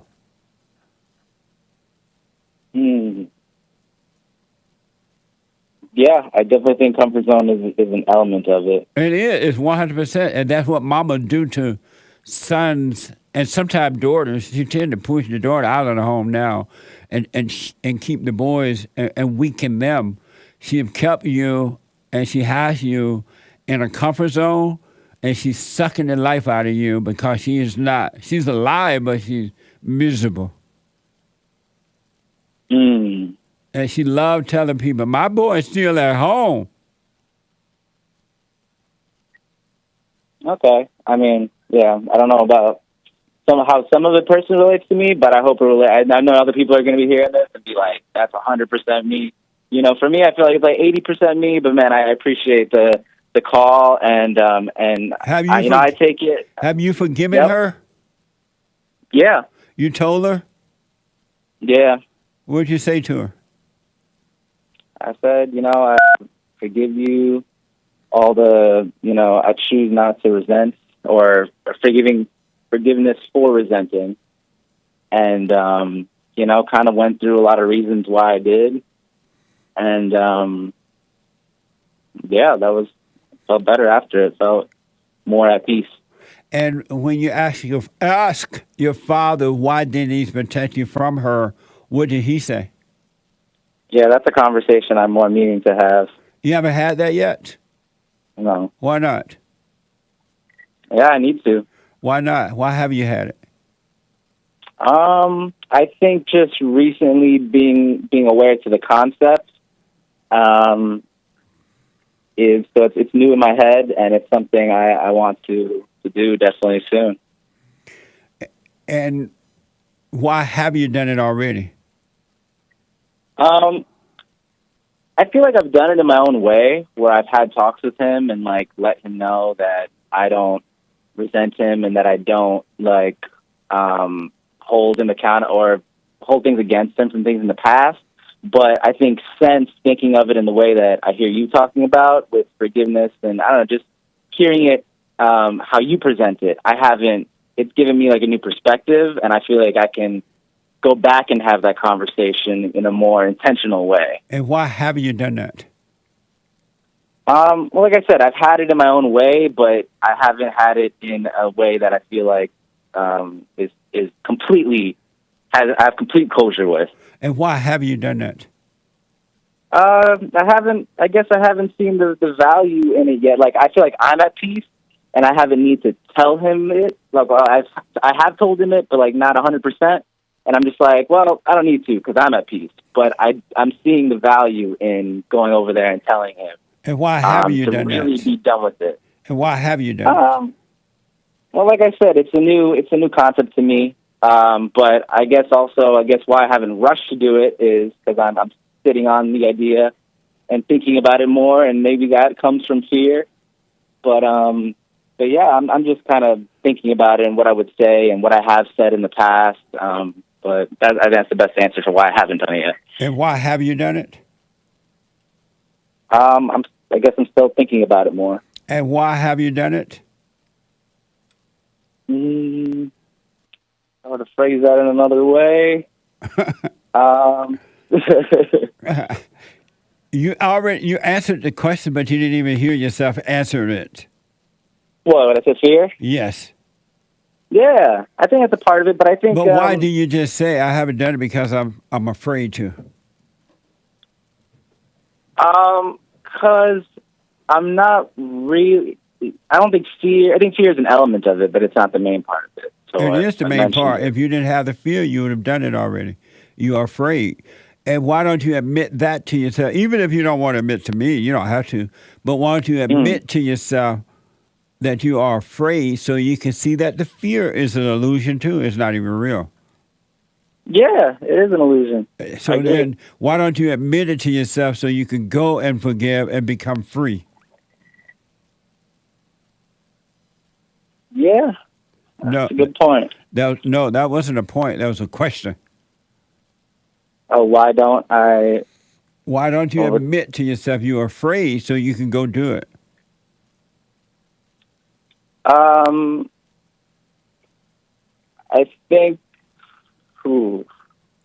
admit to myself that I'm afraid so I can do it. Yes. I'm not scared to do it, and I'm actually looking forward to doing it. Fear is scared. I was just so scared. Fear is scared, man. What the? Yeah, I mean, I am looking forward to doing it. I kind of want to sit on it and wait for when the moment Why feels haven't right. you and maybe- admitted to yourself it's the fear? I have fear. That's why I haven't done it. So you can do it. Why haven't you admit that to yourself? Why haven't I admitted that I'm fearful of it? Yes. To I don't know. I'm yourself. still You didn't have to figuring it do out. it publicly, but why have you admitted Yeah, it to yeah. yourself? Thank you. That's a good question for me to think about, man. I have to think about it. All right. I want to encourage you, man, go and forgive, do the silent prayer, and start dealing don't just rush out and move out, but you need to be out dealing with the issues of life. Otherwise, you're not going to grow under mama's skirt tail. You'll be 60 years old living with mama. And then you really hate her because now you got to push her around in a wheelchair. Yeah. Awesome, man. Thank you so much for answering my call, taking the time. I hope, anyone else listening to this can also draw something from it. And, all the other calls you do and the silent prayer, you do a lot, man. And thank you for putting value out there in the world. Thank you, Tony. Work on it, man. Let me know how it goes, all right? It goes. Yeah, All will do. All right. Amazing. 888-775-3773. Super chat.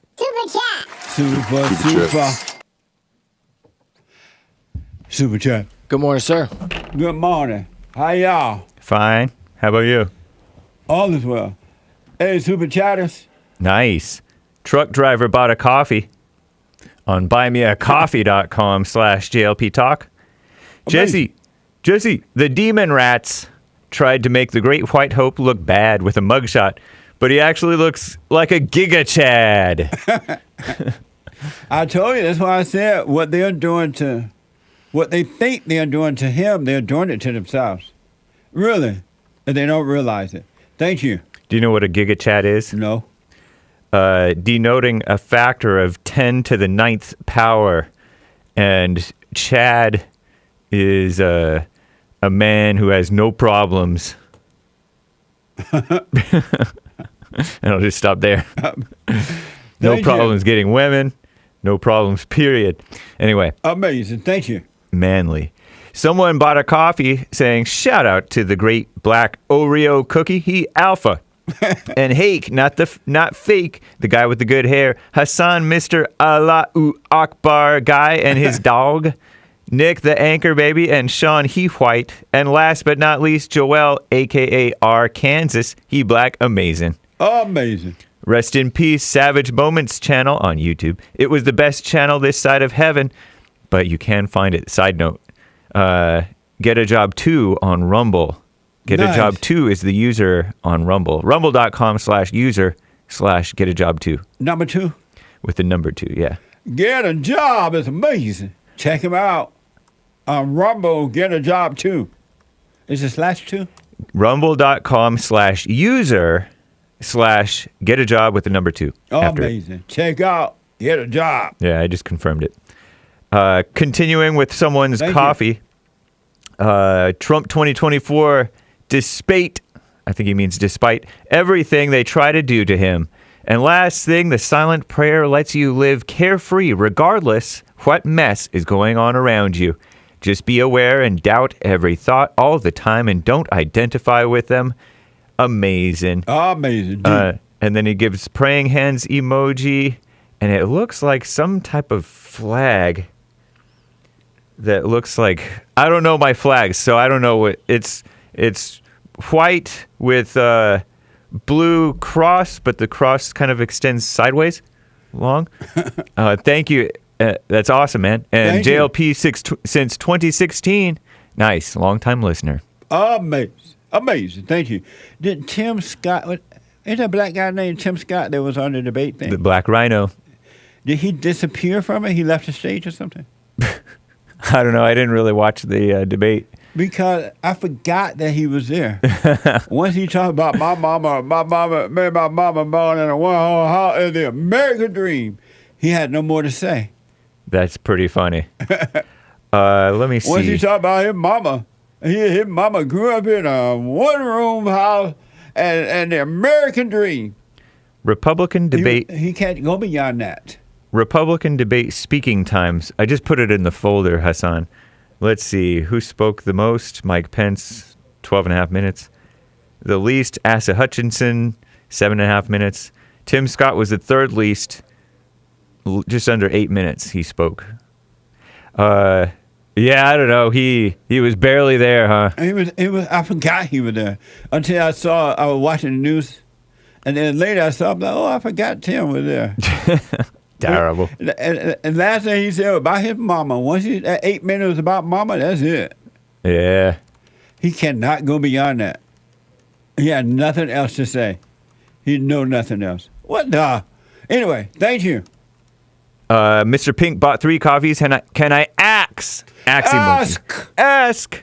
Jesse or Hake, whoever would like to read aloud the King James version of John 8, 1 through 11? Just a little we'll make that an assignment, I guess, for a later date, man. But thank you. Just a little something to smoke on with the biblical question before Jesse puts his 2 cents in on Sunday. The evil ones are throwing rocks at the great white hope. I truly appreciate you folks. You guys make it chill to get through the slow hours of work every morning. Amazing. Thank you, Mr. Pink. Thank you. Appreciate that. Yeah. So we'll see what we can do. Nangiti Aviankoi bought a coffee. Yesterday night, I went through what felt like a full-blown exorcism. It was fascinating to observe how this spirit uses thoughts to keep us high and drunk, all inside our body and mind without touching a bottle. God was like, what the? LOL, lots of laughs. I could see it clearly then. Even though I couldn't sleep until 6 a.m., I sat through it in prayer, observing, and on the other side, I found pure love. I know I'm not there yet, but I deeply prayed for all whom I judged, including myself, knowing our Father and his angels is always with us. And she continues with 5 more coffees. Also, thank you so much. Oh no, so much for your church videos! ! I was able to not panic and stay calm with what was happening last night because of your encouragements and wisdom. I'm so happy you're our brother. Smiley face emoji. I'm so happy we all have this light in us. We all have this, people. God bless and have a great weekend, y'all. Says Nangiti Aviankoi. Thank you. Amazing. Thank you. Stay with it. Amazing. I may have butchered her name there, but thank you. Yeah. Mr. J bought a coffee. Trump Peterson 2024, making America alpha again. That's right. Amazing. Thank you. Prince Vibes bought a coffee. 45, looking so mafioso. I want to get me a mugshot. He gangster for real now. But really, God, if ever we needed you, Lord, we need you now. Shout out to 45 for waking up the masses. Shout out to the injustice. Shout out to 2024. We the people here for Trump. Happy Friday. If ever we needed you, Lord, we need you now. Amazing. Thank you. Greenwall with the diamond. My mentor is a humble alpha jerky salesman. Amazing. Thank you. Marcus Jones stinks with the diamond. Jesse, what's your opinion on marrying non-virgin women? You're not going to find one. Non-virgin women. Oh, marrying non-virgin women. Well, if you get married, that's the only thing you're going to find nowadays. Steph K with Thank you. Steph K with the diamond. I got to take a break. Hold that thought. All Thank you. We'll finish when we come back. I appreciate it. Back in a moment.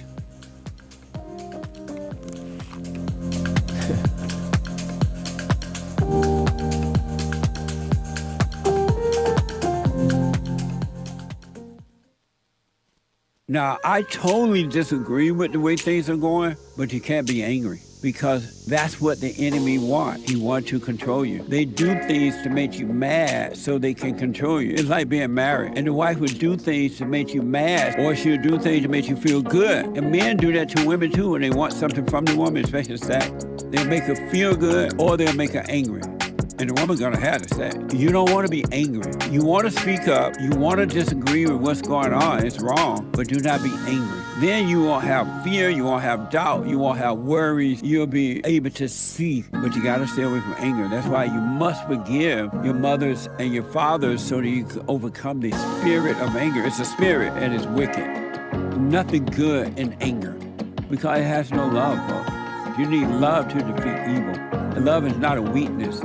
It's a strength. It's from God. It's His nature.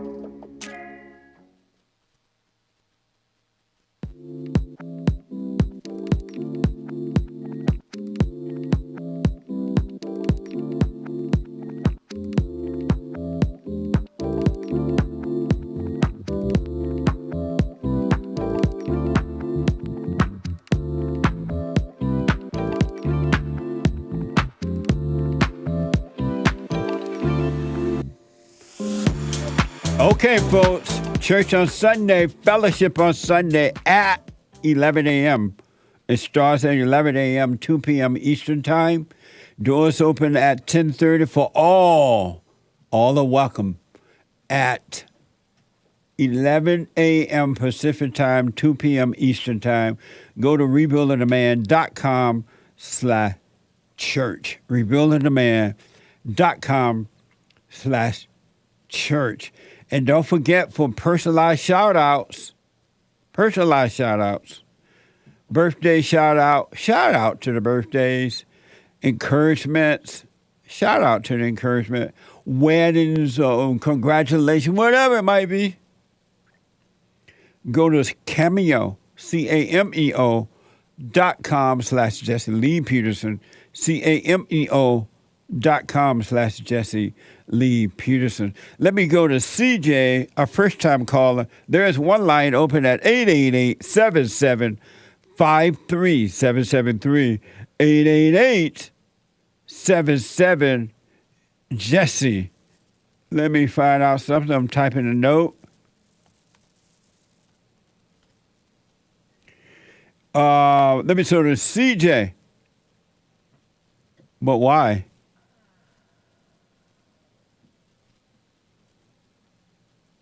Oh, I see. Okay. CJ, I'm talking with my producer in my headset all here. All right. CJ, welcome to the show. You're on the air. All right. Thank you. Yeah. CJ, hold on for me, buddy. You're having a problem with your phone. Hold on. I'll let Sean get to it. I'll come right back to you. Do not hang up. All right? And don't ever use speakers and headset thing, Bluetooth. No AirPods and all that. It doesn't come across well. All right? Just FYI. Let me go to Tony out of California. Tony, welcome to the show. You're on the air. Hey, good morning, Justin. How you be today? All is well, Tony. Yes, I was wondering. You always saying that all thoughts are lies, and you said don't plan ahead. And I was just curious and wondering, how do you go on your trips? Like you went to Alabama. I mean, how did you plan that? Sweet home Alabama. That's practical planning. That's fine to do that. So it's okay to plan vacations and appointments and anything like that. Is that what you're saying? Right. Practical planning, but you don't live by it. You plan it, you put it together, and you just wait and do it. And then once it's done, it's over. Practical planning is fine. Okay. So, I mean, because I was kind of confused. I heard you also say one time that, don't never plan ahead, live for the day, and don't worry about tomorrow because tomorrow is gone. I mean, don't worry about yesterday because tomorrow is gone, but for tomorrow, never plan for tomorrow because, hey, you got to live for the day. I mean, I get confused when you be saying that. Are you still confused now? Well, I mean, I'm just wondering which way should a person go? You tell them one thing one day and then something else the next day. What do you mean? And then is that a? What do you mean by that? Give me an example. What do you mean by that? Well, like I just said, you say always worry about today. Yesterday is gone, and never worry about tomorrow. So you used to say, don't plan ahead.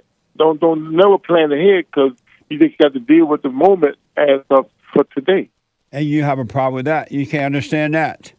Well, now, I mean, I'm just want to know which way should a person go. That's what I'm saying. What do you mean, which way should you go? What do you mean by that? One day you said never plan ahead, then right now you're telling me it's practical. You're giving it okay to plan ahead. You never heard me say practical planning is fine?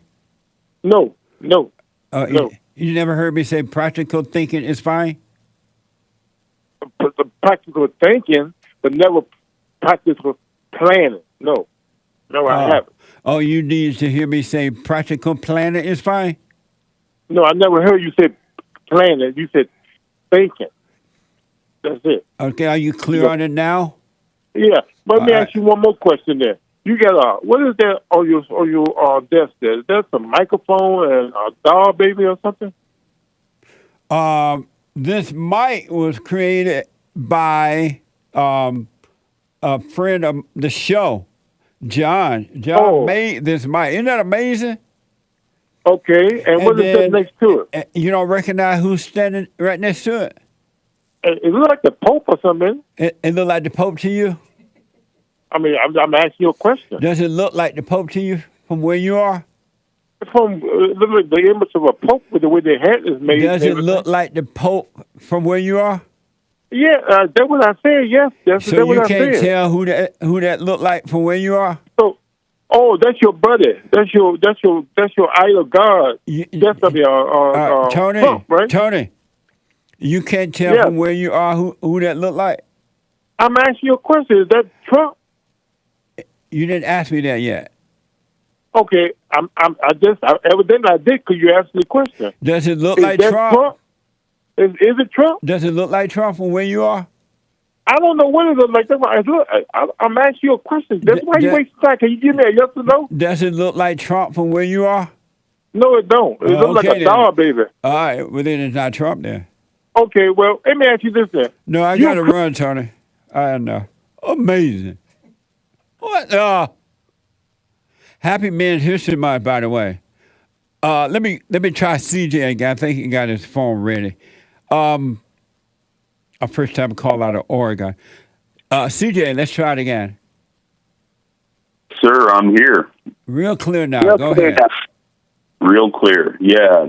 Jesse, I've been a long-time listener, and I wanted to call in because I'm at a junction with my family. You know, my parents, my wife, her parents, and I'm struggling with alcoholism, and I want to just give you a ring and see what your thoughts are. When you say you're struggling with alcoholism, how are you struggling with it? I'm still drinking. And so your question, so how are you struggling with it though? When you say I'm struggling, what's the struggle? Well, because everyone's telling me to stop, and I'm not stopping. Oh. And, that's, I think, the plainest answer I can give.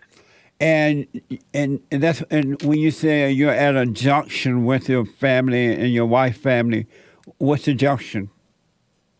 It's basically like, you got to stop.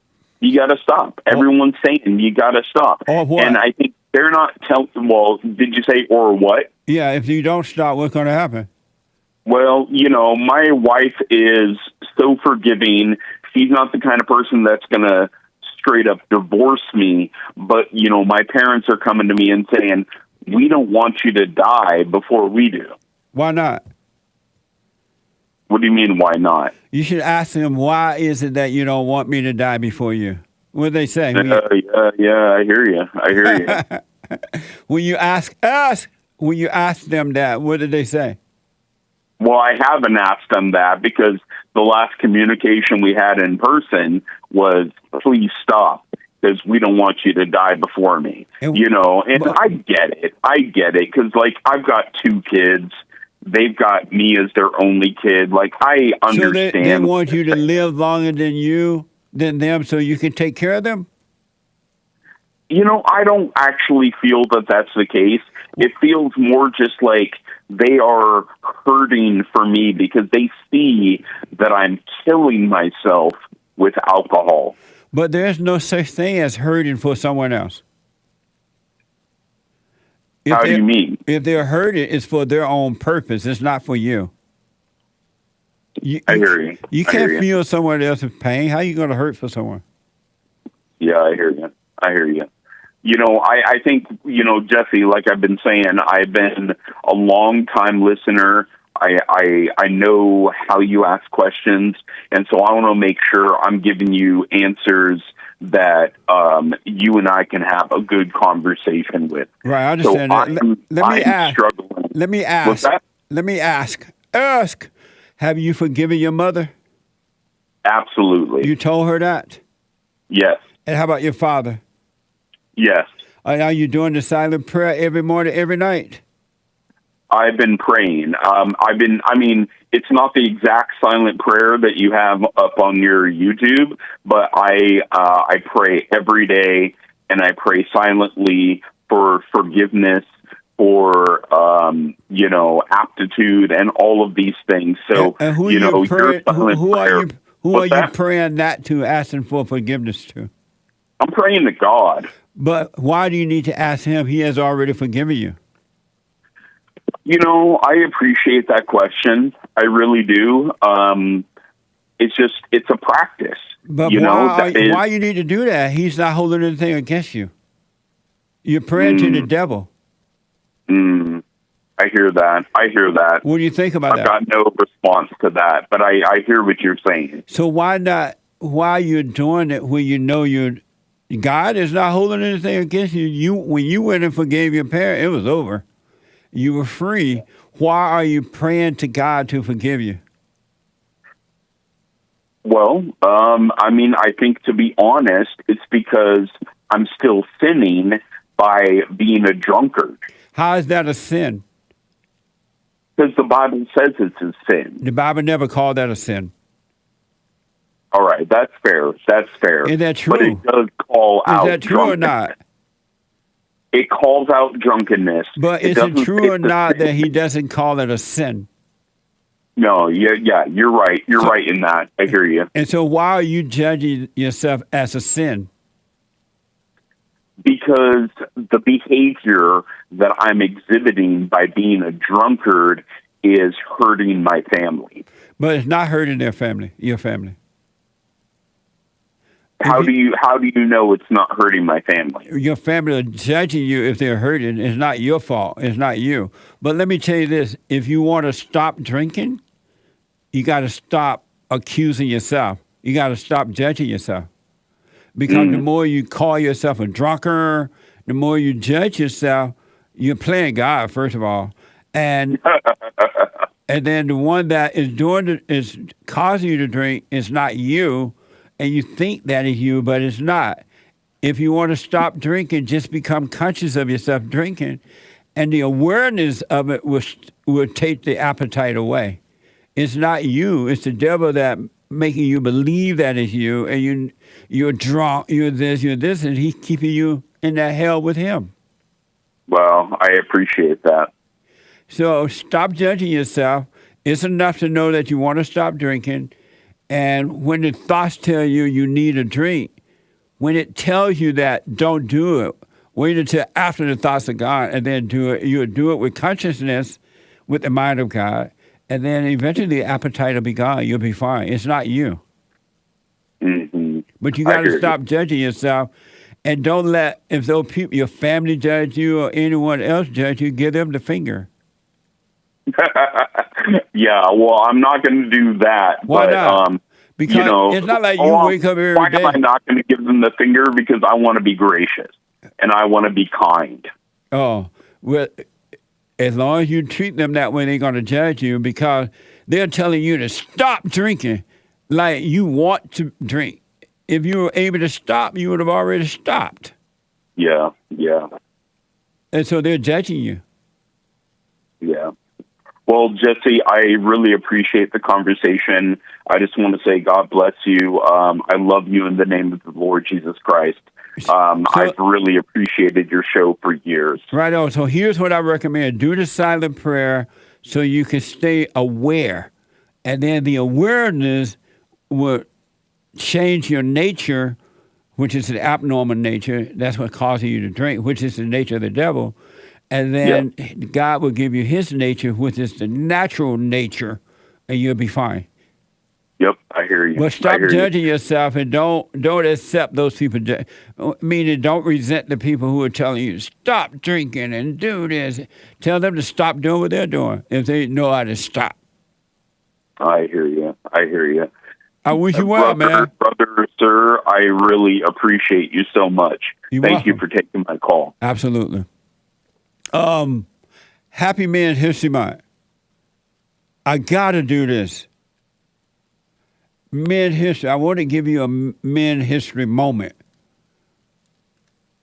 And this is about Booker T. Washington. And again, Booker T. Washington was black. He was born in slavery.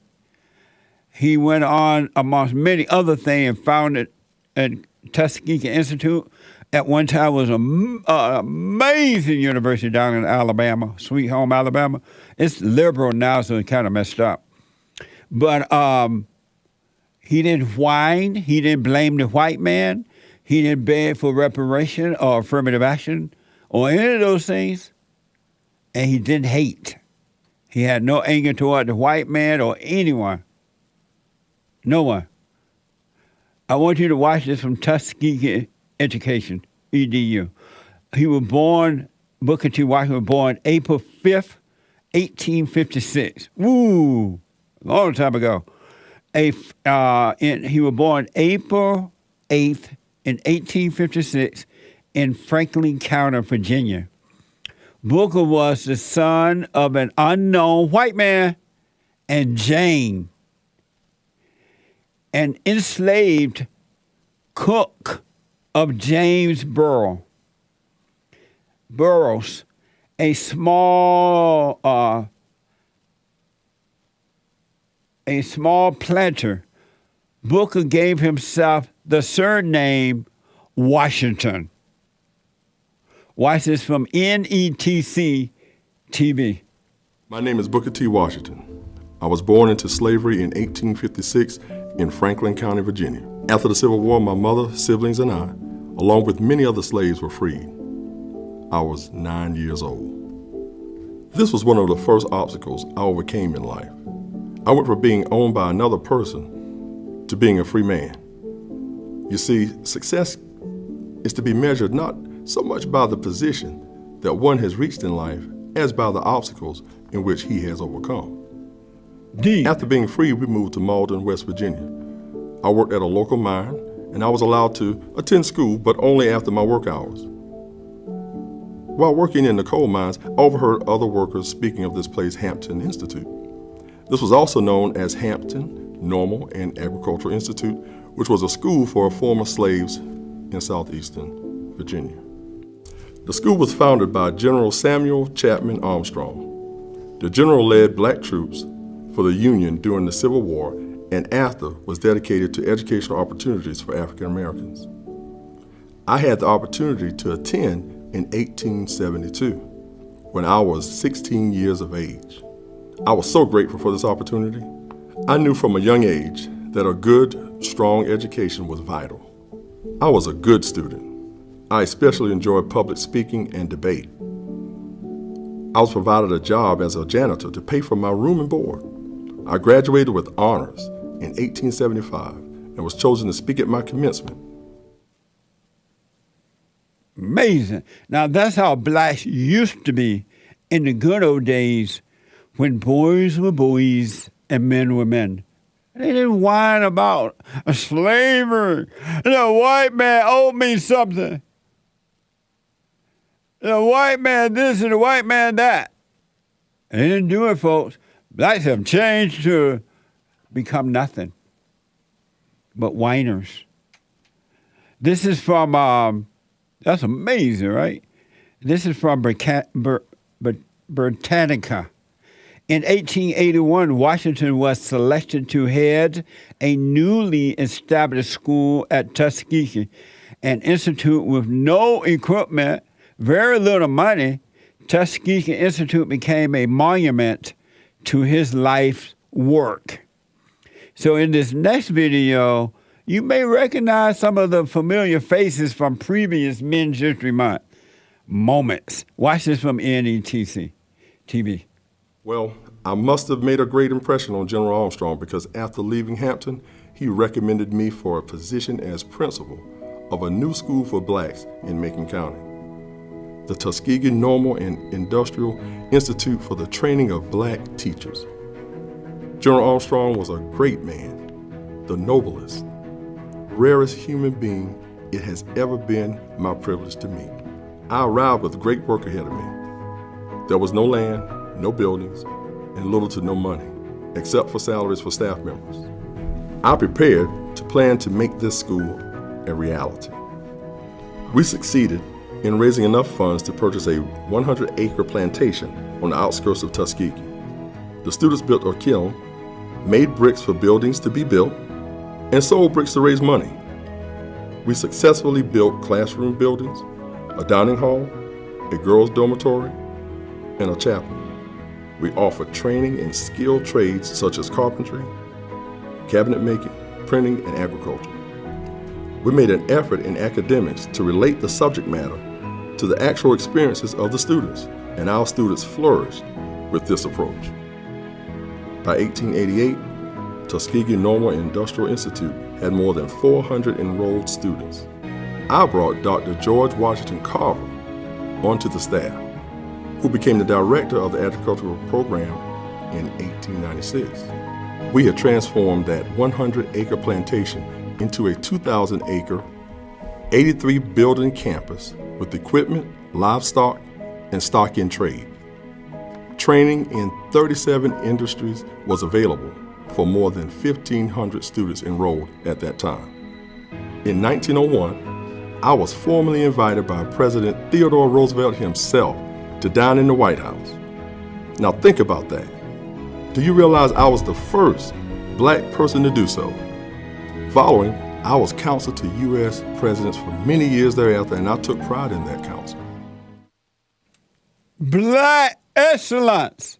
Now that's black excellence. All this other mess that they call black excellence is mess.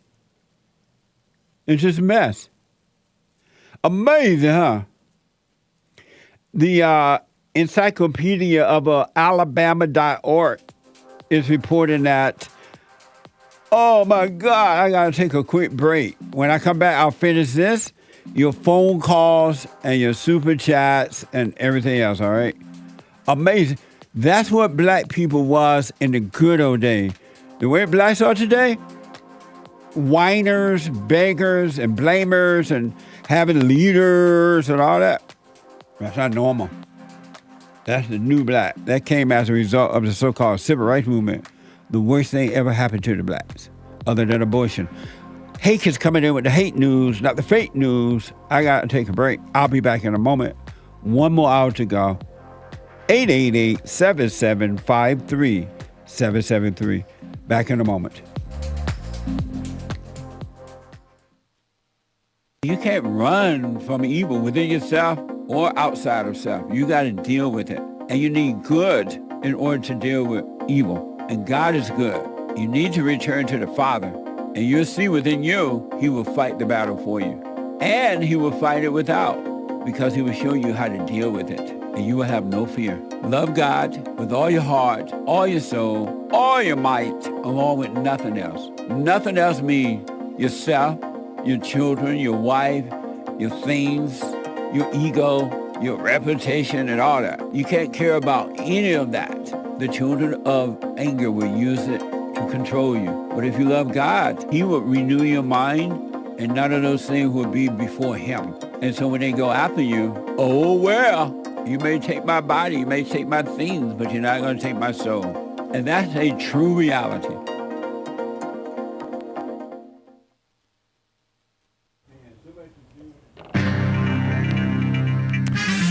A whole lot of mess going on in the world.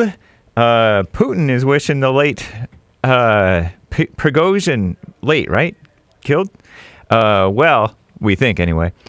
Isn't that nice? And And some Ford is not doing a recall when, in my opinion, uninformed opinion, I think maybe they should. This is the end of hour 2 of the Jesse Lee Peterson Show. It is Express Yourself Friday, August 25th, 2023 AD. Stay tuned for hour 3, last hour of Express Yourself Friday. Get it off your chest. Coming right up.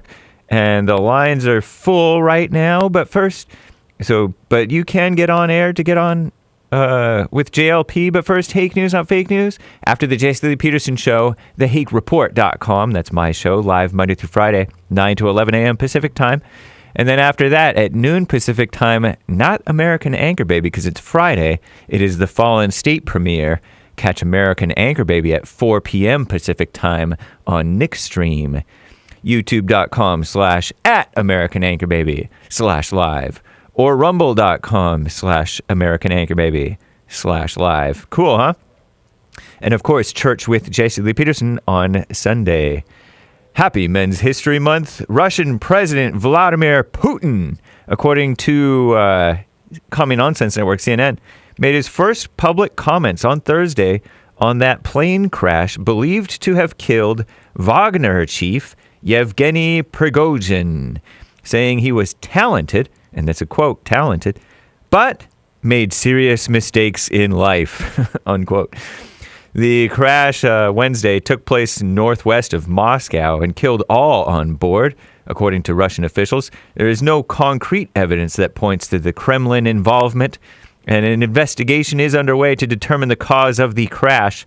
However, it is known that Prigozhin recently joined a growing list of high-profile Russians who have fallen from the good graces of Vladimir Putin and died under mysterious circumstances. How come they don't report on the Clintons this way? Maybe the Clintons are not as bad. I don't know. Ukrainian President Volodymyr Zelensky said that Kiev had nothing to do with the crash, adding, quote, "But I think everyone who realizes who has," he says. He's not a Christian, by the way. Neither is so-called President Sleepy Joe Biden, but he pretends to be. He similarly suggested that Putin may have been behind the incident, without saying so necessarily, right? He said it's not surprising. That's what I heard anyway. It's not pumpkin you're tasting in that pumpkin spice latte, if you're tasting it at all. I've never tried it. Yesterday I told you about that 20th anniversary of the far-left extremist Starbucks' signature drink, pumpkin spice latte, out yesterday for the rest of the fall. It's not even fall yet, but that's okay. Common Nonsense Network CNN reports pumpkin spice blend is actually a simple combination of cinnamon, ginger, nutmeg, allspice, and cloves. No pumpkin involved at all. But there are fall favorite dishes that call for real pumpkin, such as pumpkin pie. But some people prefer, what's that thing called? Sweet potato pie. What the heck, Ford? This doesn't sound good. Quote, "We don't believe it rises to the level of a recallable safety defect." A quote shared by CNN from Ford Motor Company, right? Whatever they're called, responded to complaints about an quote-unquote ear-piercing noise from speakers in its F-150 trucks. The automaker said that they have come up with software to fix a software fix to address the annoying noise that sounds like static or glass shattering and which cannot be shut off. Around 100 drivers have submitted complaints, Ford said, but the company does not yet plan to issue a full recall. Anyway, what's got people concerned? Yesterday, according to the far-left females of the Skim, a report said that Asian quote-unquote Americans, have higher levels of PFAS, PFAS, than other groups. That's the forever chemicals linked to higher cholesterol, infertility, cancer. Study found the median level was 88% higher for Asians than non-Hispanic white people. Study factored in socio-demographics, diet, and behavior in the research. What a mess. So be careful. Maybe it's fish. I'm James Hake. Now back to JLP, Hour 3.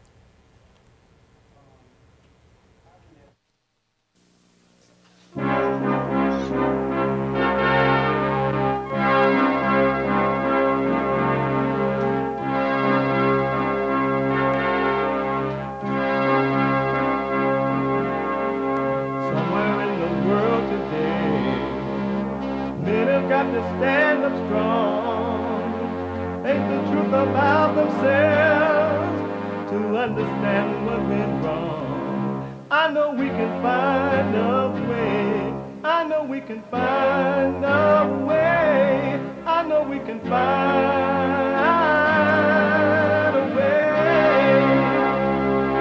to stand up, stand up, stand up.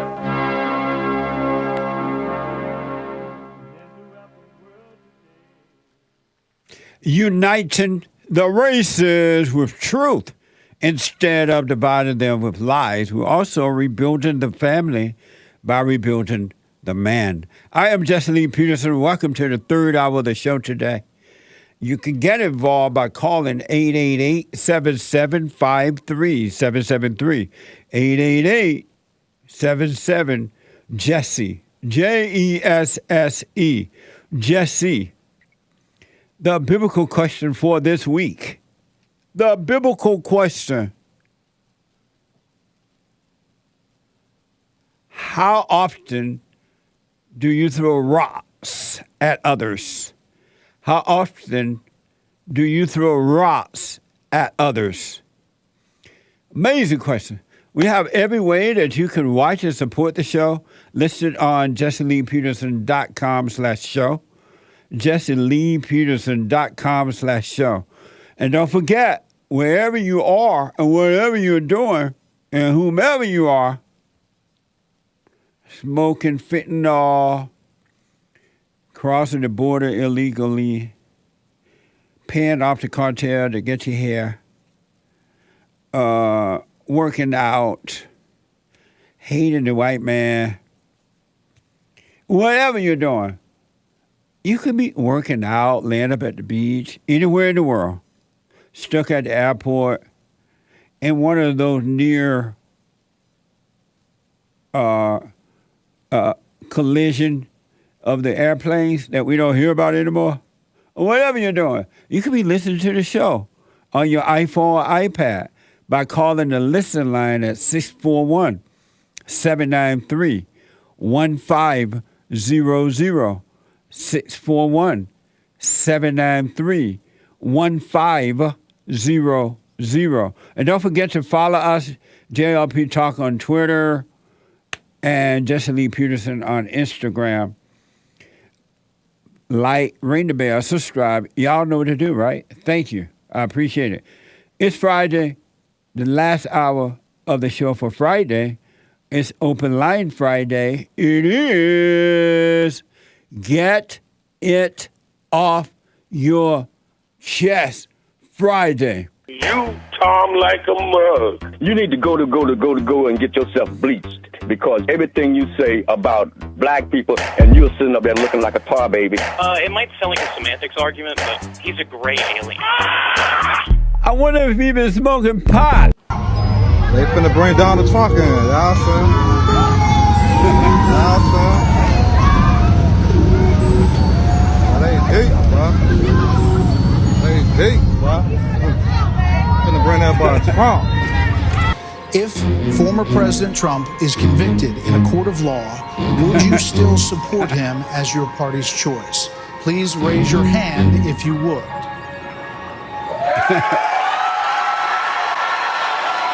Donors, special interests, the people that are putting up the money. So it is. The RNC told us we have all donors in the audience, and the reason they're not loving me,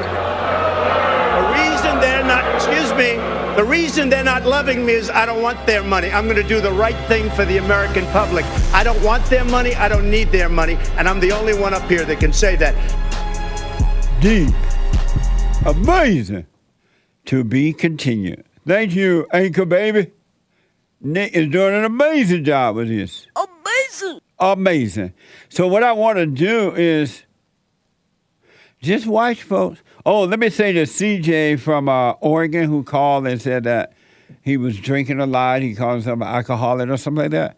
CJ, if you're still listening, I hope that you are. From this point forward, never, ever, ever call yourself anything again. You're not an alcoholic. You're not a drunk. You're none of those things. That's what you're doing, but it's not who you are. And when you call yourself that, you identify with it, and you're going to stay with it because you think that that's who you are. You think that that's your identity, and that's the problem. It's not you. So stop doing this, CJ. Just do the silent prayer and watch, and try not to drink when the urge comes. Take the pain for the urge, and let it pass, and you'll be able to drink in the right way. You really will. I just want to finish up with Booker T. Washington, the Men's History Moment. It's amazing. And so I told you about Booker T. Washington, and if you didn't hear the last hour, you can podcast the show. I don't want to, because of time, I don't want to repeat it. So where did I leave? Where did I stop? So this is from Encyclopedia of Alabama.org. Acclaimed as a landmark autobiography, Booker T. Washington's Up From Slavery remain one of the most influential accounts of black life in the United States. Not the rewriting of black life. This is the real deal. And this is how black men and women dealt with it when men were men, boys were boys, men were men, women were girls, were ladies, and then they became women. They wouldn't complain about racism and the white man or something. And my ancestor was enslaved. And even though they don't even know if they had one enslaved or not. I need some money. You need to give up. They weren't blaming the white man. They weren't fighting the white man. They weren't attacking him or anything. But Up From Slavery, I highly recommend you read it. It is a must-read by Booker T. Washington. It remains one of the most influential accounts of black life in the United States. In it, he wrote, "The thing to do when one feels sure that he has said or done the right thing and is condemned is to stand still and keep quiet. Don't overreact. Stand still and keep quiet. If he is right, time will show it." That's amazing. That's amazing. And this is from Take Charge MN. Booker T. Washington was the epitome of the American dream. Watch this from NETC TV. The best way for me to sum up the wins and losses of my life and pioneering spirit of my efforts and success in technical education is simply this: nothing ever comes to me that is worth having except as a result of hard work. You see, I had a vision, a concept of practical, useful education for individuals to be successful and provide for themselves. I worked hard, applied myself, overcame many, many obstacles, and succeeded. I've learned success always leaves footprints. And what a footprint was made on not only education of African Americans and technical education, but education as a whole. I am Booker T. Washington, hardworking, practical, educator, pioneer, mentor, and successful man in the field of education. Work hard, apply yourself, overcome obstacles, lift others up through mentorship, build a strong foundation for oneself, and succeed because I have paved your way. Deep. Black excellent. Now that's black excellent. Begging and whining and blaming and wanting something for nothing. And want to lower the SAT scores and trying to fight to get into white schools, but you want to destroy them. That's not black excellence. That's a mess. I remember when I was in high school, our agricultural teacher would take the class to Tuskegee, would take us over there for like a week or so, I believe. and we would stay at the dorms, and we would see and look around and see the greatness of Booker T. Washington. Really. I didn't live far from there. The school wasn't far from there. But it was amazing to look. I look forward to that every year. It was amazing. And so on my desk, I mean in my office, and not on my desk, but in my office, someone sent me a photo of Booker T. Washington, and it says, character, not circumstances, make the man. Character, not circumstances, make the man. Booker T. Washington. Da-da! Amazing, huh? And look who's standing next to Booker T.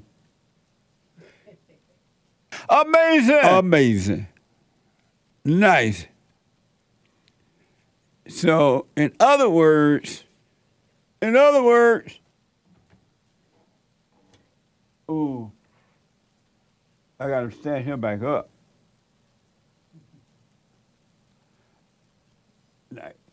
Okay. In other words, poverty does not cause crime, and I've been telling y'all that for years. Poverty does not cause crime. It's a lack of moral character. It's a lack of love.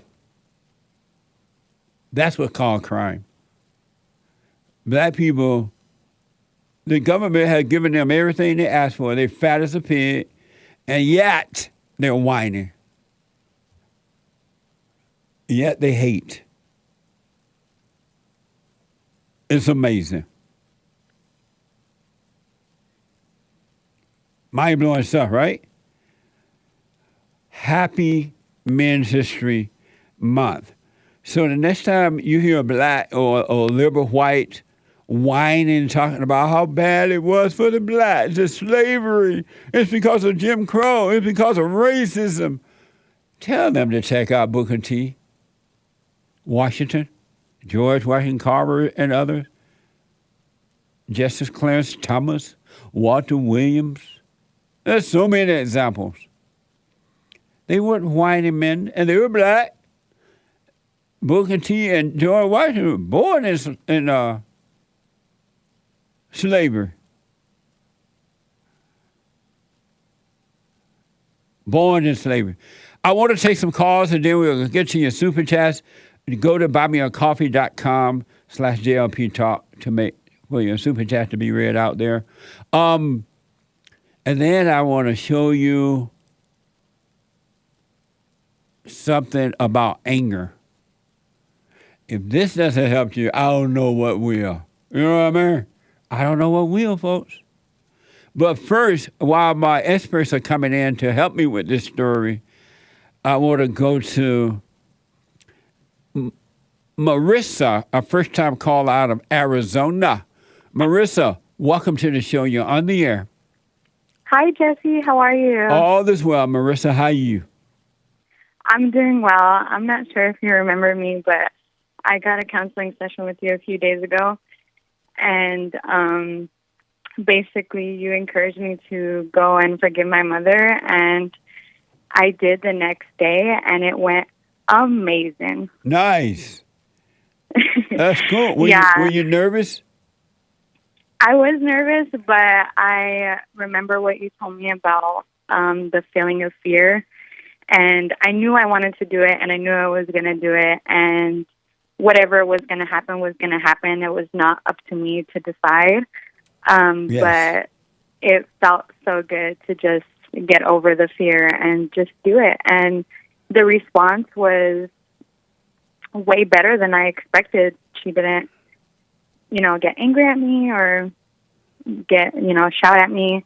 And so that really kind of just validated in my heart that, anybody's heart can change and anybody's heart can be open to receiving forgiveness and also love, Yeah.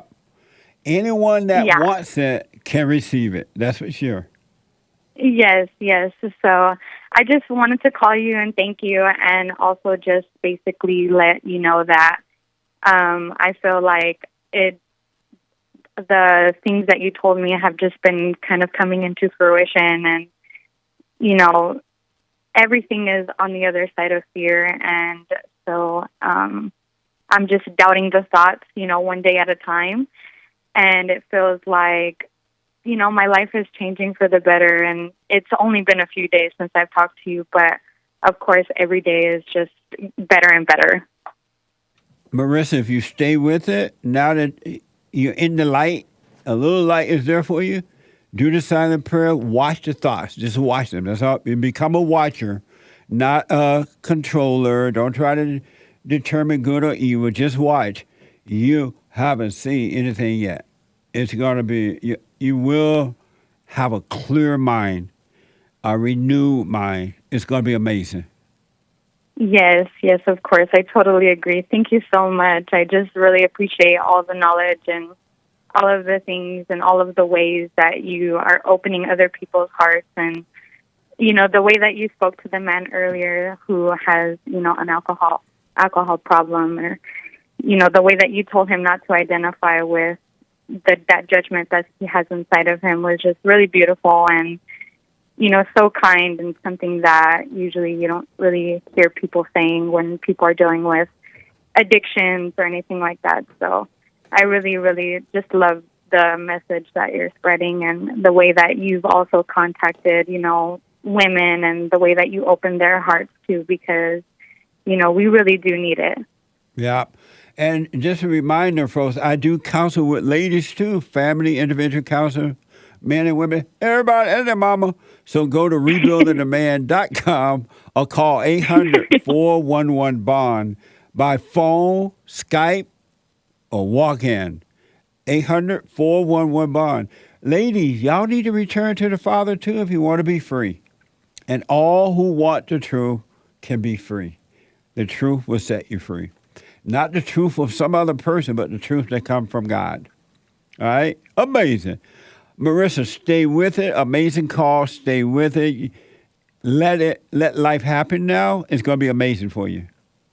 Yes, I sure will. Thank you so much. And hopefully, you know, I also wanted to tell you that it's so sad what we're seeing with Donald Trump today. You know, it's a sad day for America, but, you know, I will be picking up a T-shirt as soon as I possibly can. Right on. Nice. Well, no, good all right. ride home. Thank you, Jesse. You're welcome. Yes. Thanks for the call, all right? All right, bye. Bye now. Amazing. Ladies, y'all can change too. Y'all can change. So there's one line open at 888-7753-773. 888-7753-773. Whatever. So what I want to do before I get back to the calls and the super chats, somebody sent me or recommended to me that I watch this interview with a guy by the name of David Williamson.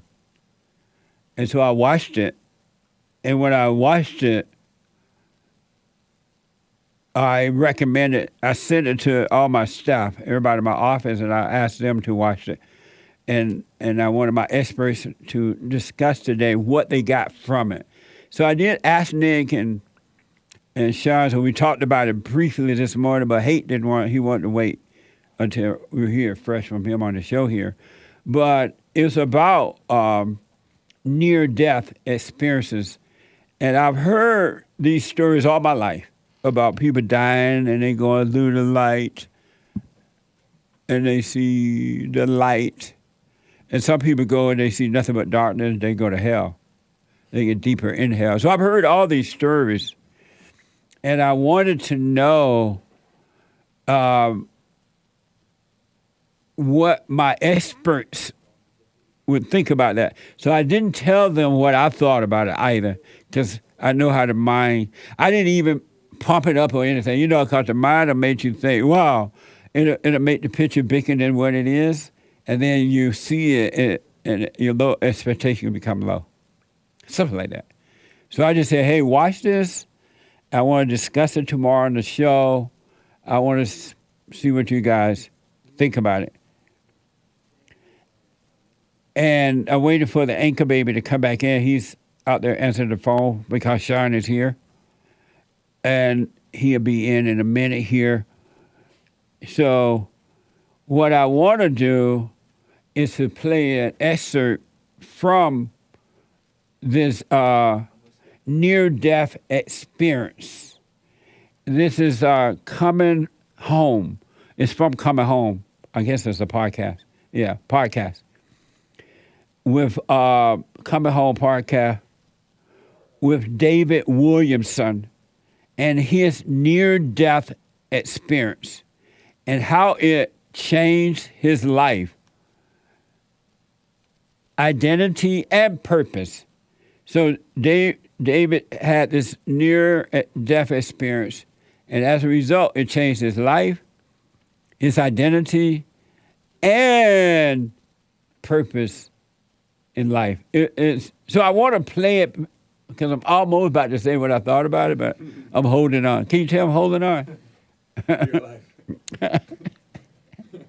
Almost, it's like right there. So this is from Coming Home. Watch this.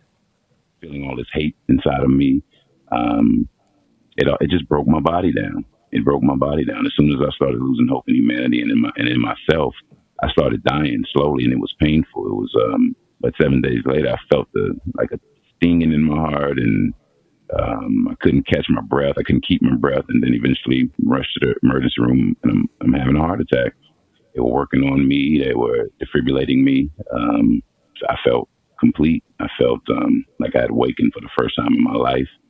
I didn't feel any pain. I didn't have any confusion. And I knew that my body was dead. I knew that my body was dead. I knew that I killed myself with my thoughts. The love, I felt love in that blackness, but I felt everything in that blackness as well. I'm just a part of it now. And I see it all, including the bad, as just a part of it. The change for me was really just seeing all of that, seeing that I killed myself, remembering the words when I was floating above my body that my personality killed me. And I just jumped right into a game that was already being played before I came here. And that's what all of us do. We jump into narratives that were invented long before we came here. We jump into these isms and ologies and that have been invented long before we came here. We never question the veracity of anything that we believe. We just believe it, and we behave and act on it. And I was so depressed when I came back. I was deeper. I was more depressed than I'd ever been in my life when I came back here, because I'd actually saw something else, and that's what I preferred. And I preferred to be there. And coming back here, I didn't even know how to integrate. I didn't know how to feel about any of this. I didn't. So there's so much more to that too. That's just a little taste of it. He was very angry. He grew up very angry and he hated white folks. He talked about how much he hated white people. He was blaming them because that's all he knew. That's what he heard. But that anger that he had was killing him. It was destroying him. And then to the point that he had a heart attack. As a fact, and then as a matter of fact, he was active. He was so into hating white folks, he became an activist and all that, right? And so he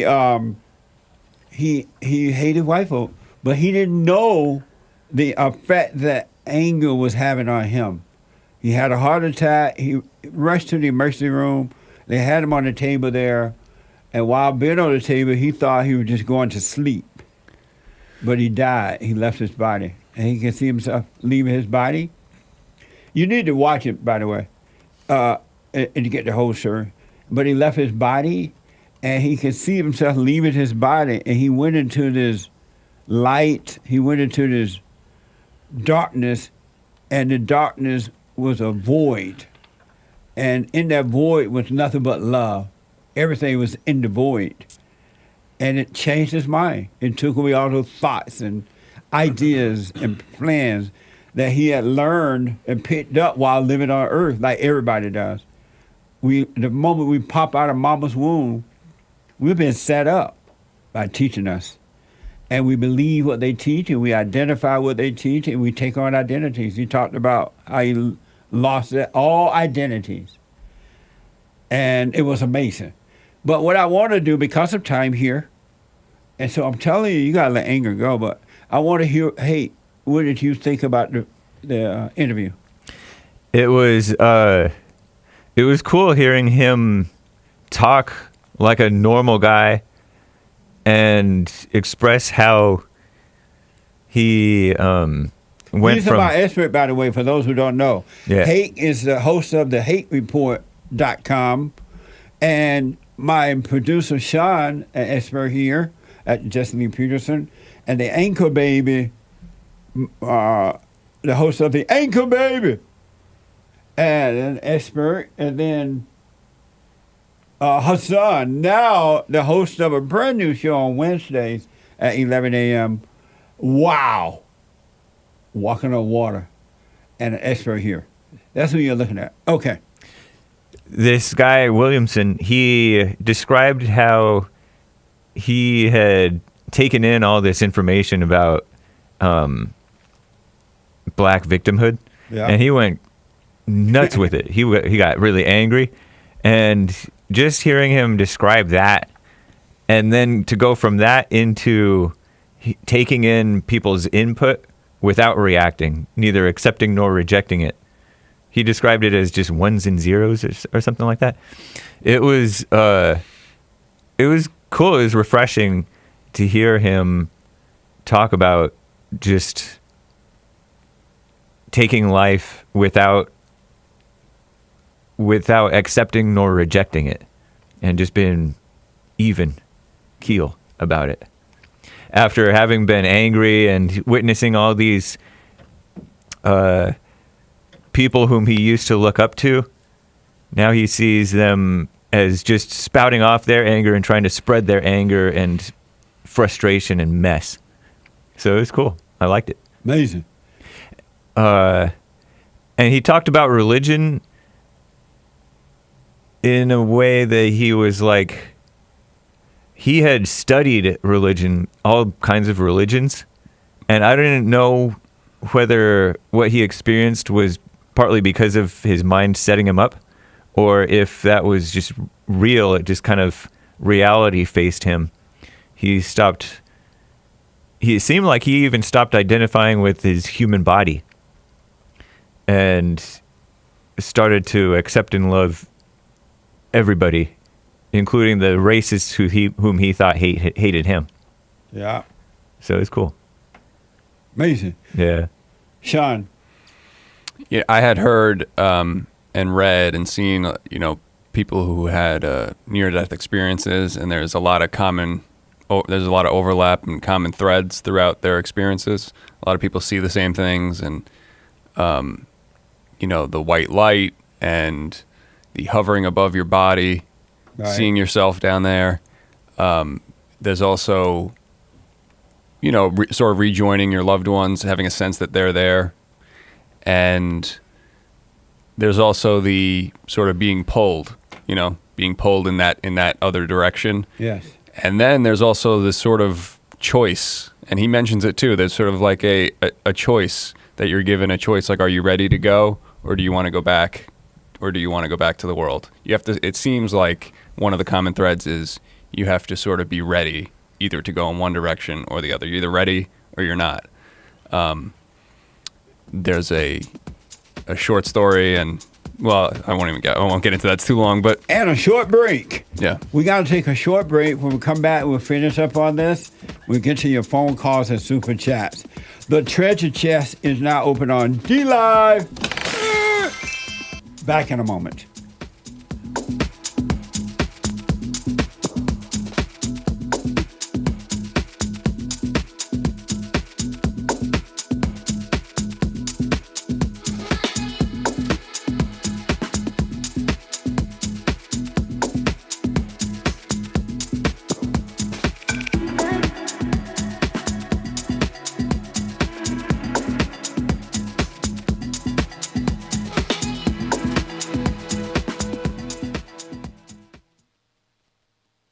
I noticed after a while that when these guys overcome their anger, they have amazing ideas about starting a business, but because they've been told that if you don't get a loan from the bank, or if you don't have a 5-year plan, or if you don't do this, and it's just simply not true. It's the first step. With faith, then all things are possible. So, but the most important thing is to return to the Father. That yearning that you have, that emptiness, that void, is not for more stuff. It's not for more friends. It is a return to the Father, because there's no way you can return to God and be angry at your earthly father. So thank you all so much, right? People around the world donated to Bond at rebuildingtheman.com, or they call 800-411-2663, and we're still committed to pointing the right way for men and women to return to the Father.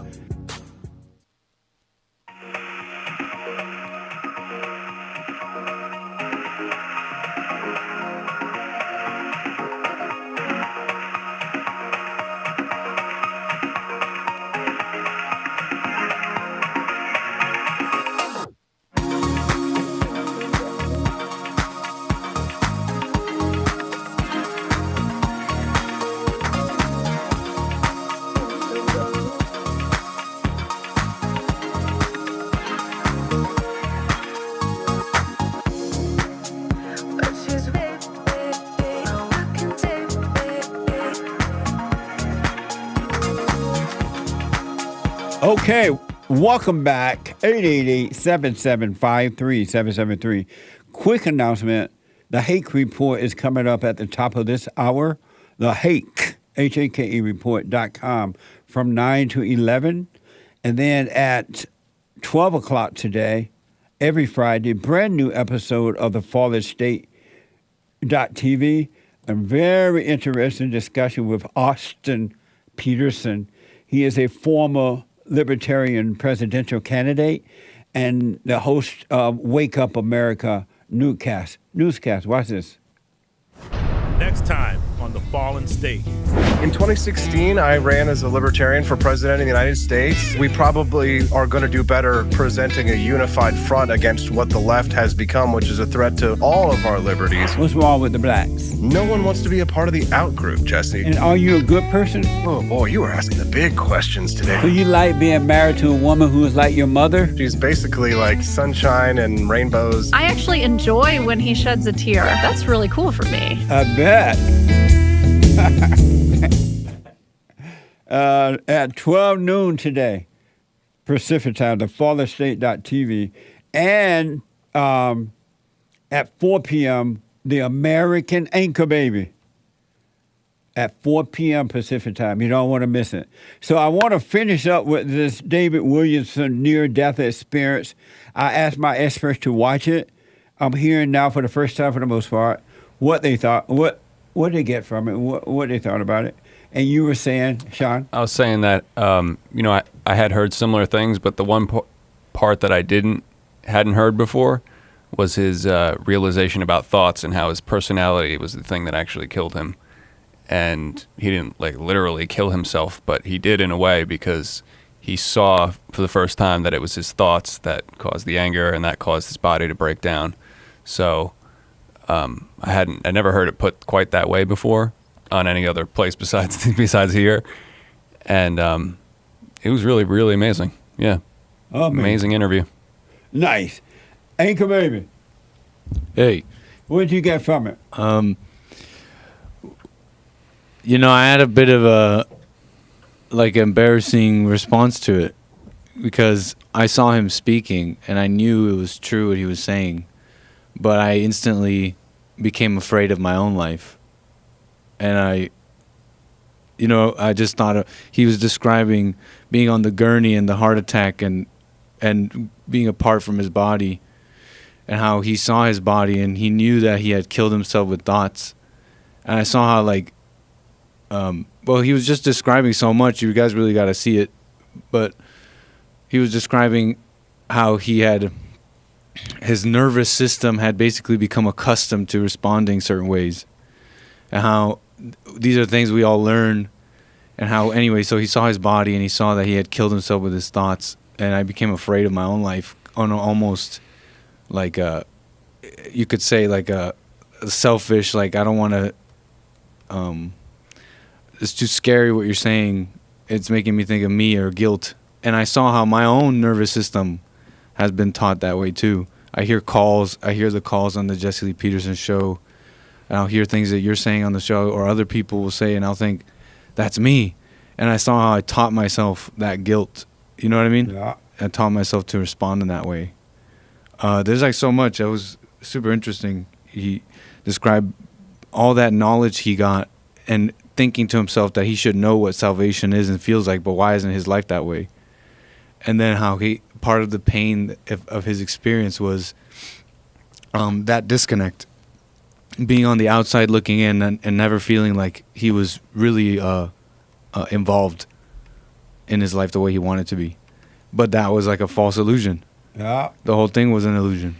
And he came out and he saw, wow, I killed myself with my thoughts. It was really interesting. Oh, I don't want to be too long-winded, but the void, when he looked into the void and he saw that it was everything and that he had a connection to it, and it was everything. It was everything. And he described his relationship with the void when talking to people and how he has access to everything. And I realized that my desire to be connected with this void, even really young, was what made me do things like smoke pot. You know what I mean? Like, I remember smoking pot and thinking, wow, this is that void. This is that connection to that void he's talking about. And back then I was like, this is it. This is real. I remember thinking that. And it kind of unraveled that. You know what I mean? Like, it kind of unraveled some of that. There's a lot, but it was really good. Amazing. Did you watch it, Hassan? I did. I watched like the first 15, 20 minutes and I fell asleep, but Oh, okay. but not because it wasn't interesting, just because I put it on kind of late. Oh, I see. But I will say that I'm already envisioning the Fallen State episode with you and him discussing this. Amazing. That would be interesting. Yeah. But yeah, just in quick, I would say that when you have, I guess, fear and anger and stuff like that, it's no life at all. You know, living a life like that, you know, like a Grinch kind of person, or, you know, being angry and fearful and having these perceived, you know, notions of people and stuff, you're walking around life dead already. You're not, it's no life at all, you know? So. Amazing. I've heard over the years many near-death stories, but I never heard the truth about near-death until now, what it really meant. Not that it didn't happen to those folks or whatever, but it just didn't make sense. I almost didn't believe other stories I've heard. But this guy, David Williamson, when I was watching this, as Nick just said, I was listening to the truth. The truth was, it was all about the truth. And the truth had an amazing effect on me. It was the truth. And I haven't heard, even though I know one or two other men who know the truth as well, I know them and they know the truth. But I have not heard a near-death experience explained like this. David Williamson talked about the anger that he had, how he hated the white man and he hated this. And he didn't know it was destroying him. He didn't know that it was affecting his mind. And when he had the heart attack, he realized that he had killed himself with the anger. It was the anger and the mindset. And so when he left his body, as Sarah mentioned earlier, he went into this void. And in this void was nothing but love and life and everything. And I'm paraphrasing some of the things here because of time. It was nothing but love. But what happened, and he didn't know it was going to happen, he lost all identity. His glass was empty. He lost the identity, every identity and thought he had about things. They went away. They were taken away from him. And he could see the light. He saw love. It was just about that. And in that darkness, and he called it, in the darkness was a void. It reminded me of some stuff in the Bible we read. But everything was in that darkness. The light was in the darkness. The life was in the darkness. And it took away all of his identities. And it reminded me of how I tell people all the time, not bragging about me, but you have to let go of all identity, all ideas and all identity. Stop picking them up. And that's what the world is teaching you, to have identities, like slavery, like, religion. He made the point there are all kinds of religions out there, right? But it ain't about religion. It's the spirit. It's about the light. And so don't identify with religion, because you start fighting over religion and all kinds of things. And what brought him back, because he didn't want to come back, he remembered seeing a woman when he was leaving his body, or he looked down back at the body he was leaving. He remembered seeing a woman in the hospital holding her face like this. She could, as though she was in stress that he was dying.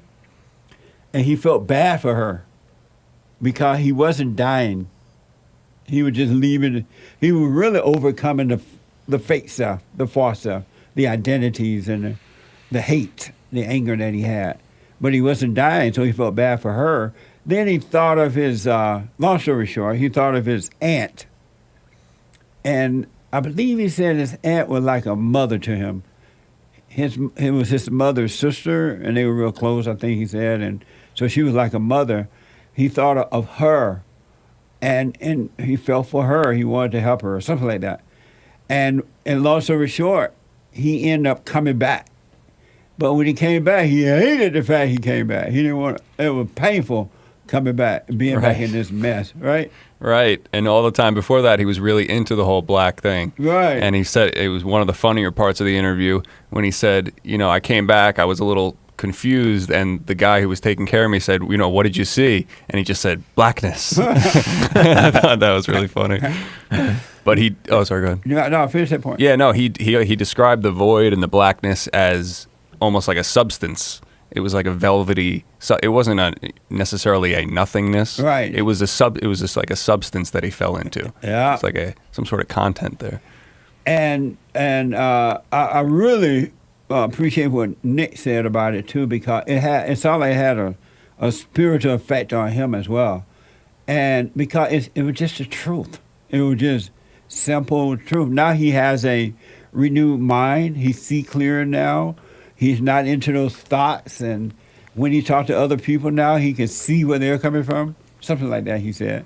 And he's able to relate to them, respond to them, because he see where they're coming from. Right, yeah, and talking about the religion thing, he said that there's all different types of religion, because the man had asked them, well, would you call that God? Are you into Jesus? And he said, you could call it whatever you want. Like, I don't really identify necessarily. Yes. And I don't intellectualize it, is another way of saying that. Right. And a lot of people will intellectualize the near-death experience and talk about all these different things, Yeah. the DMT in the brain releases the white light, and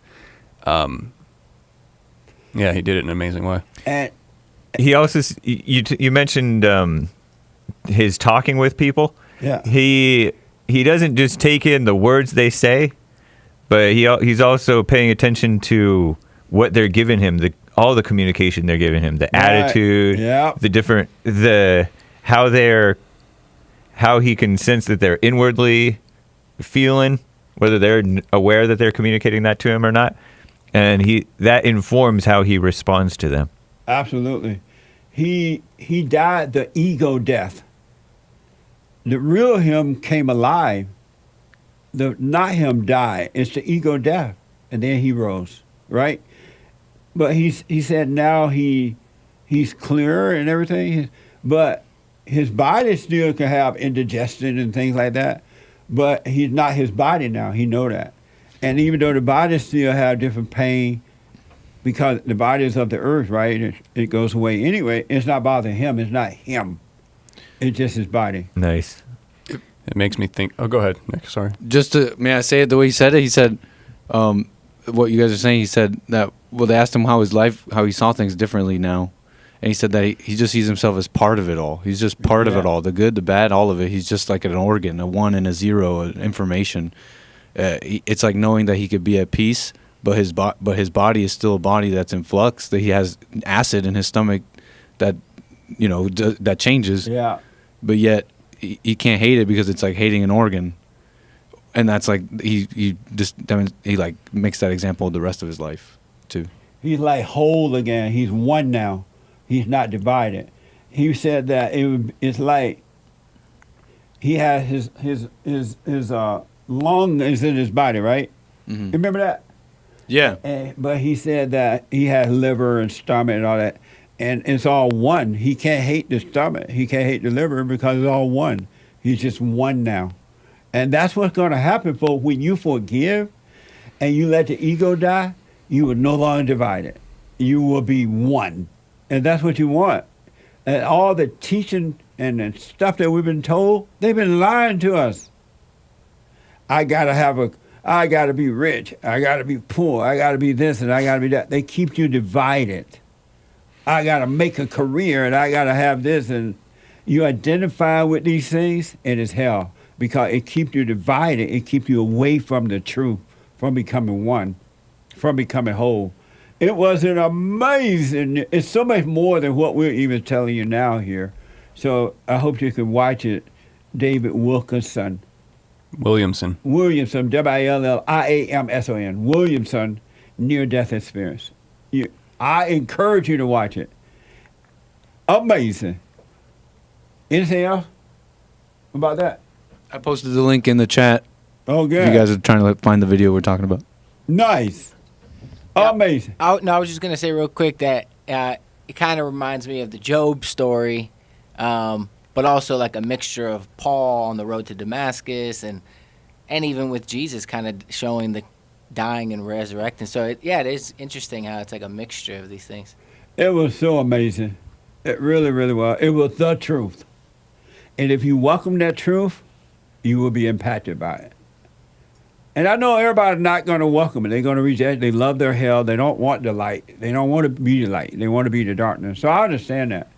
But for those who are seeking, drop the anger. Anger corrupts the mind, and it destroys you. All right? Amazing. Thank you, guys. Nice.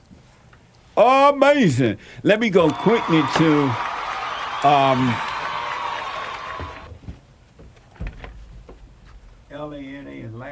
Atlanta, yeah. Let me go out to Oregon and talk to a first-time caller, Lana. Lana, welcome to the show. You're on the air. Good morning, Jesse. How are you? All is well. How are you? I'm doing wonderful, thank you. I just wanted to, regarding your question on how often do you throw stones, right? The biblical question, how often do you throw rocks at others? Rocks. Okay.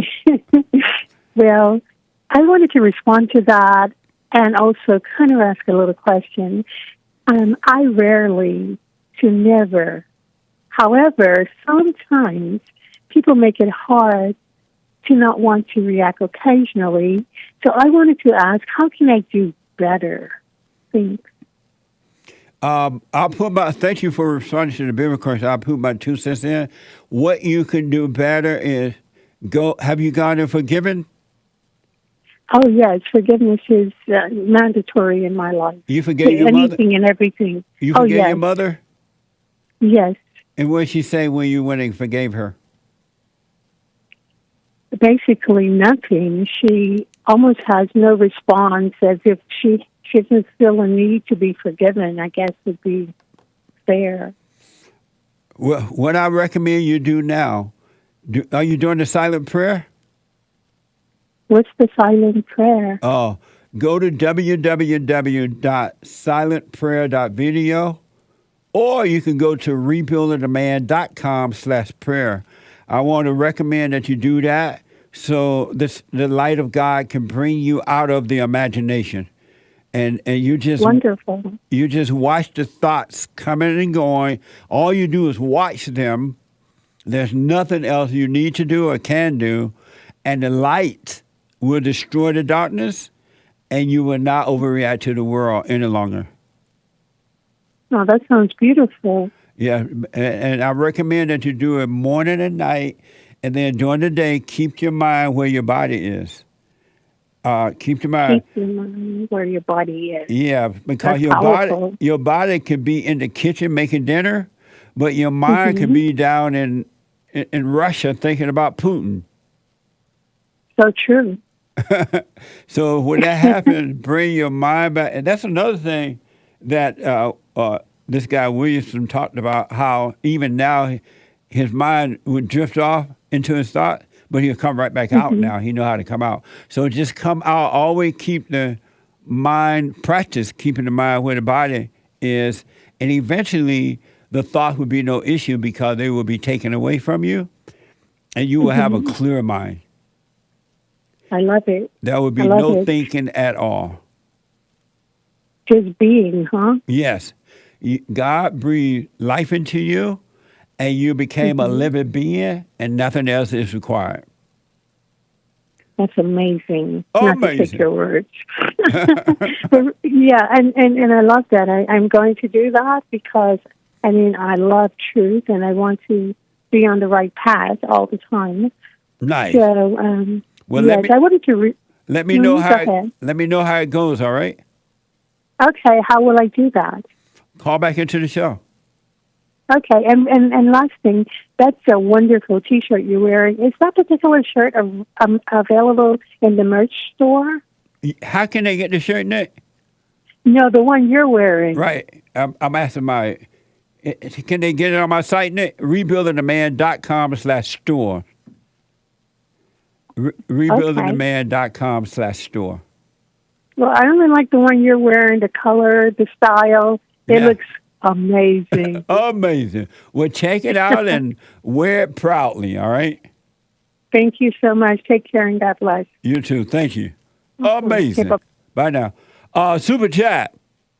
Super chats. Super. Yes, sir. Amazing how fast this time going. I know. What? And I still didn't get in a lot of the things we wanted to just go over today. On D Live, Marcus Jones stinks. Gave it diamond. Oh, I already read about opinion on marrying non-virgin women. Don't have a choice if you're going to marry. Basically. Amazing. Exceptions to the rule, maybe. Steph K gave a diamond saying, Chris Crispy stole my burger. What? What? Chris Crispy is a mess. Thank you. Stan 69 with a diamond. Shout out to the fake anchor baby of the West, Nick. He says. Amazing. Thank you. He has a beef with thinking that he's a real anchor baby. He's real. Star Sion bought a coffee. Oh, anchor baby is the anchor baby. Nick is the anchor baby. Star Sion with a coffee. Little Caesars should pay Hake advertising their shirt emoji, or tank top. If you put sriracha sauce on a pizza, it is delicious. Jesse, I tried your hot dog with peanut butter idea with sourdough bread, toasted, yummy.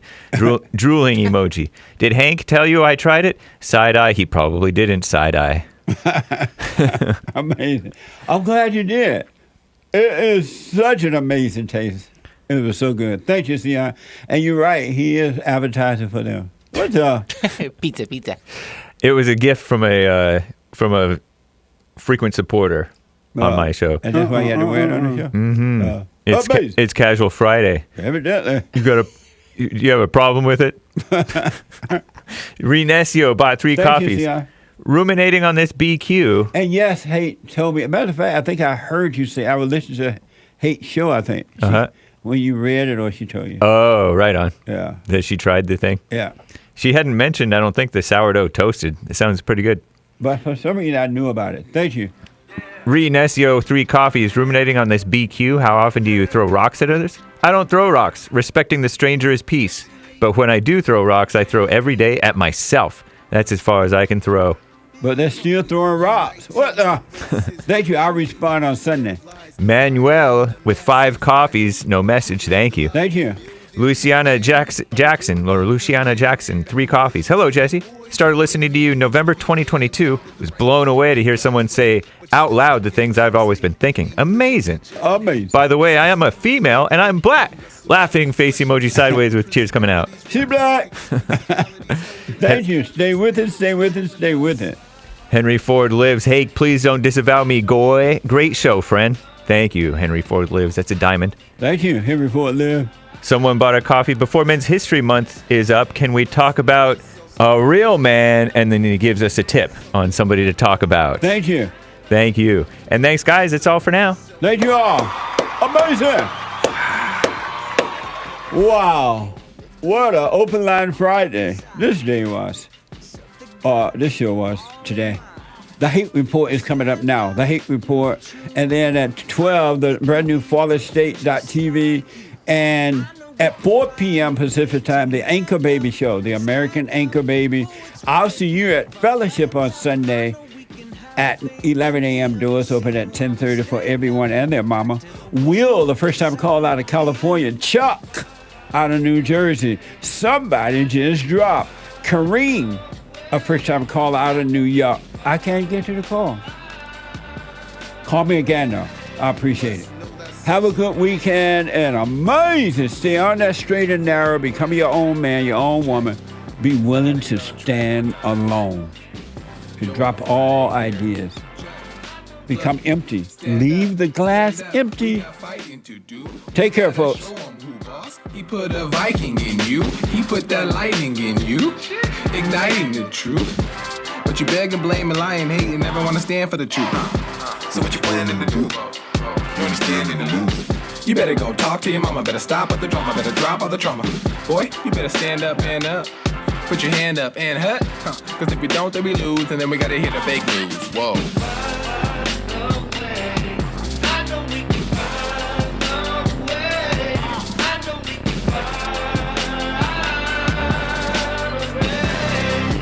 Know that so you get something went wrong, but face the truth about yourself and just seek first God's kingdom, cause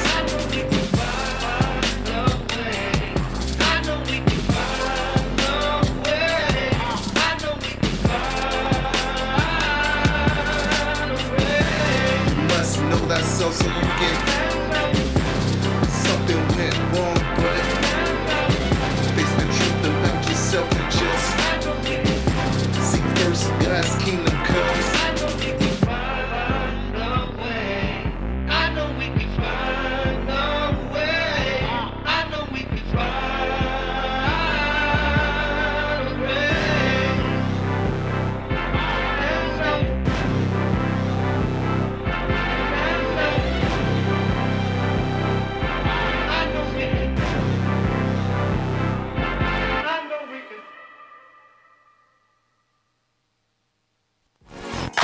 So, here's what I recommend. I invite you to download my silent prayer, and I want you to start doing it.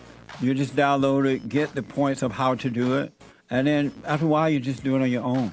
It's going to point you in the right direction that your life will be returned to you from God. He will give you your life back, because anyone and all people who has anger, they're not themselves. You are the person that you are angry at. That's why it's so important to get to know yourself so that you can see who you're angry at. And if you're doing the hooping and hollering prayers and things like that, some people get up, oh, praise the Lord, hoop and holler, bless my mama, bless my daddy. Continue to do it. Do both. You will see if you want to stay with the hooping and hollering or do you want to be still and know God. So my gift to you, no charge, at rebuildingtheman.com/church.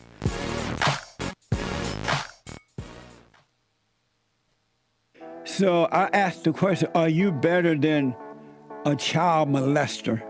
I've discovered over the 30 years of counseling, the one thing that's missing,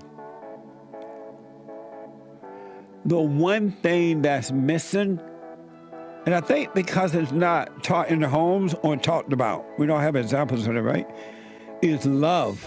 Our theme this year is to bring back Christianity, to love God with all our heart, soul, and might, our neighbor as ourselves, and to endure. And there, when you're in a fallen state, people will judge the molester but think they're better than the molester. And I ask, well, why do you think you're better? When I realized it doesn't matter what you think about yourself or how much you have or don't have or how you accomplish things in life or don't. If you have no love, you have nothing.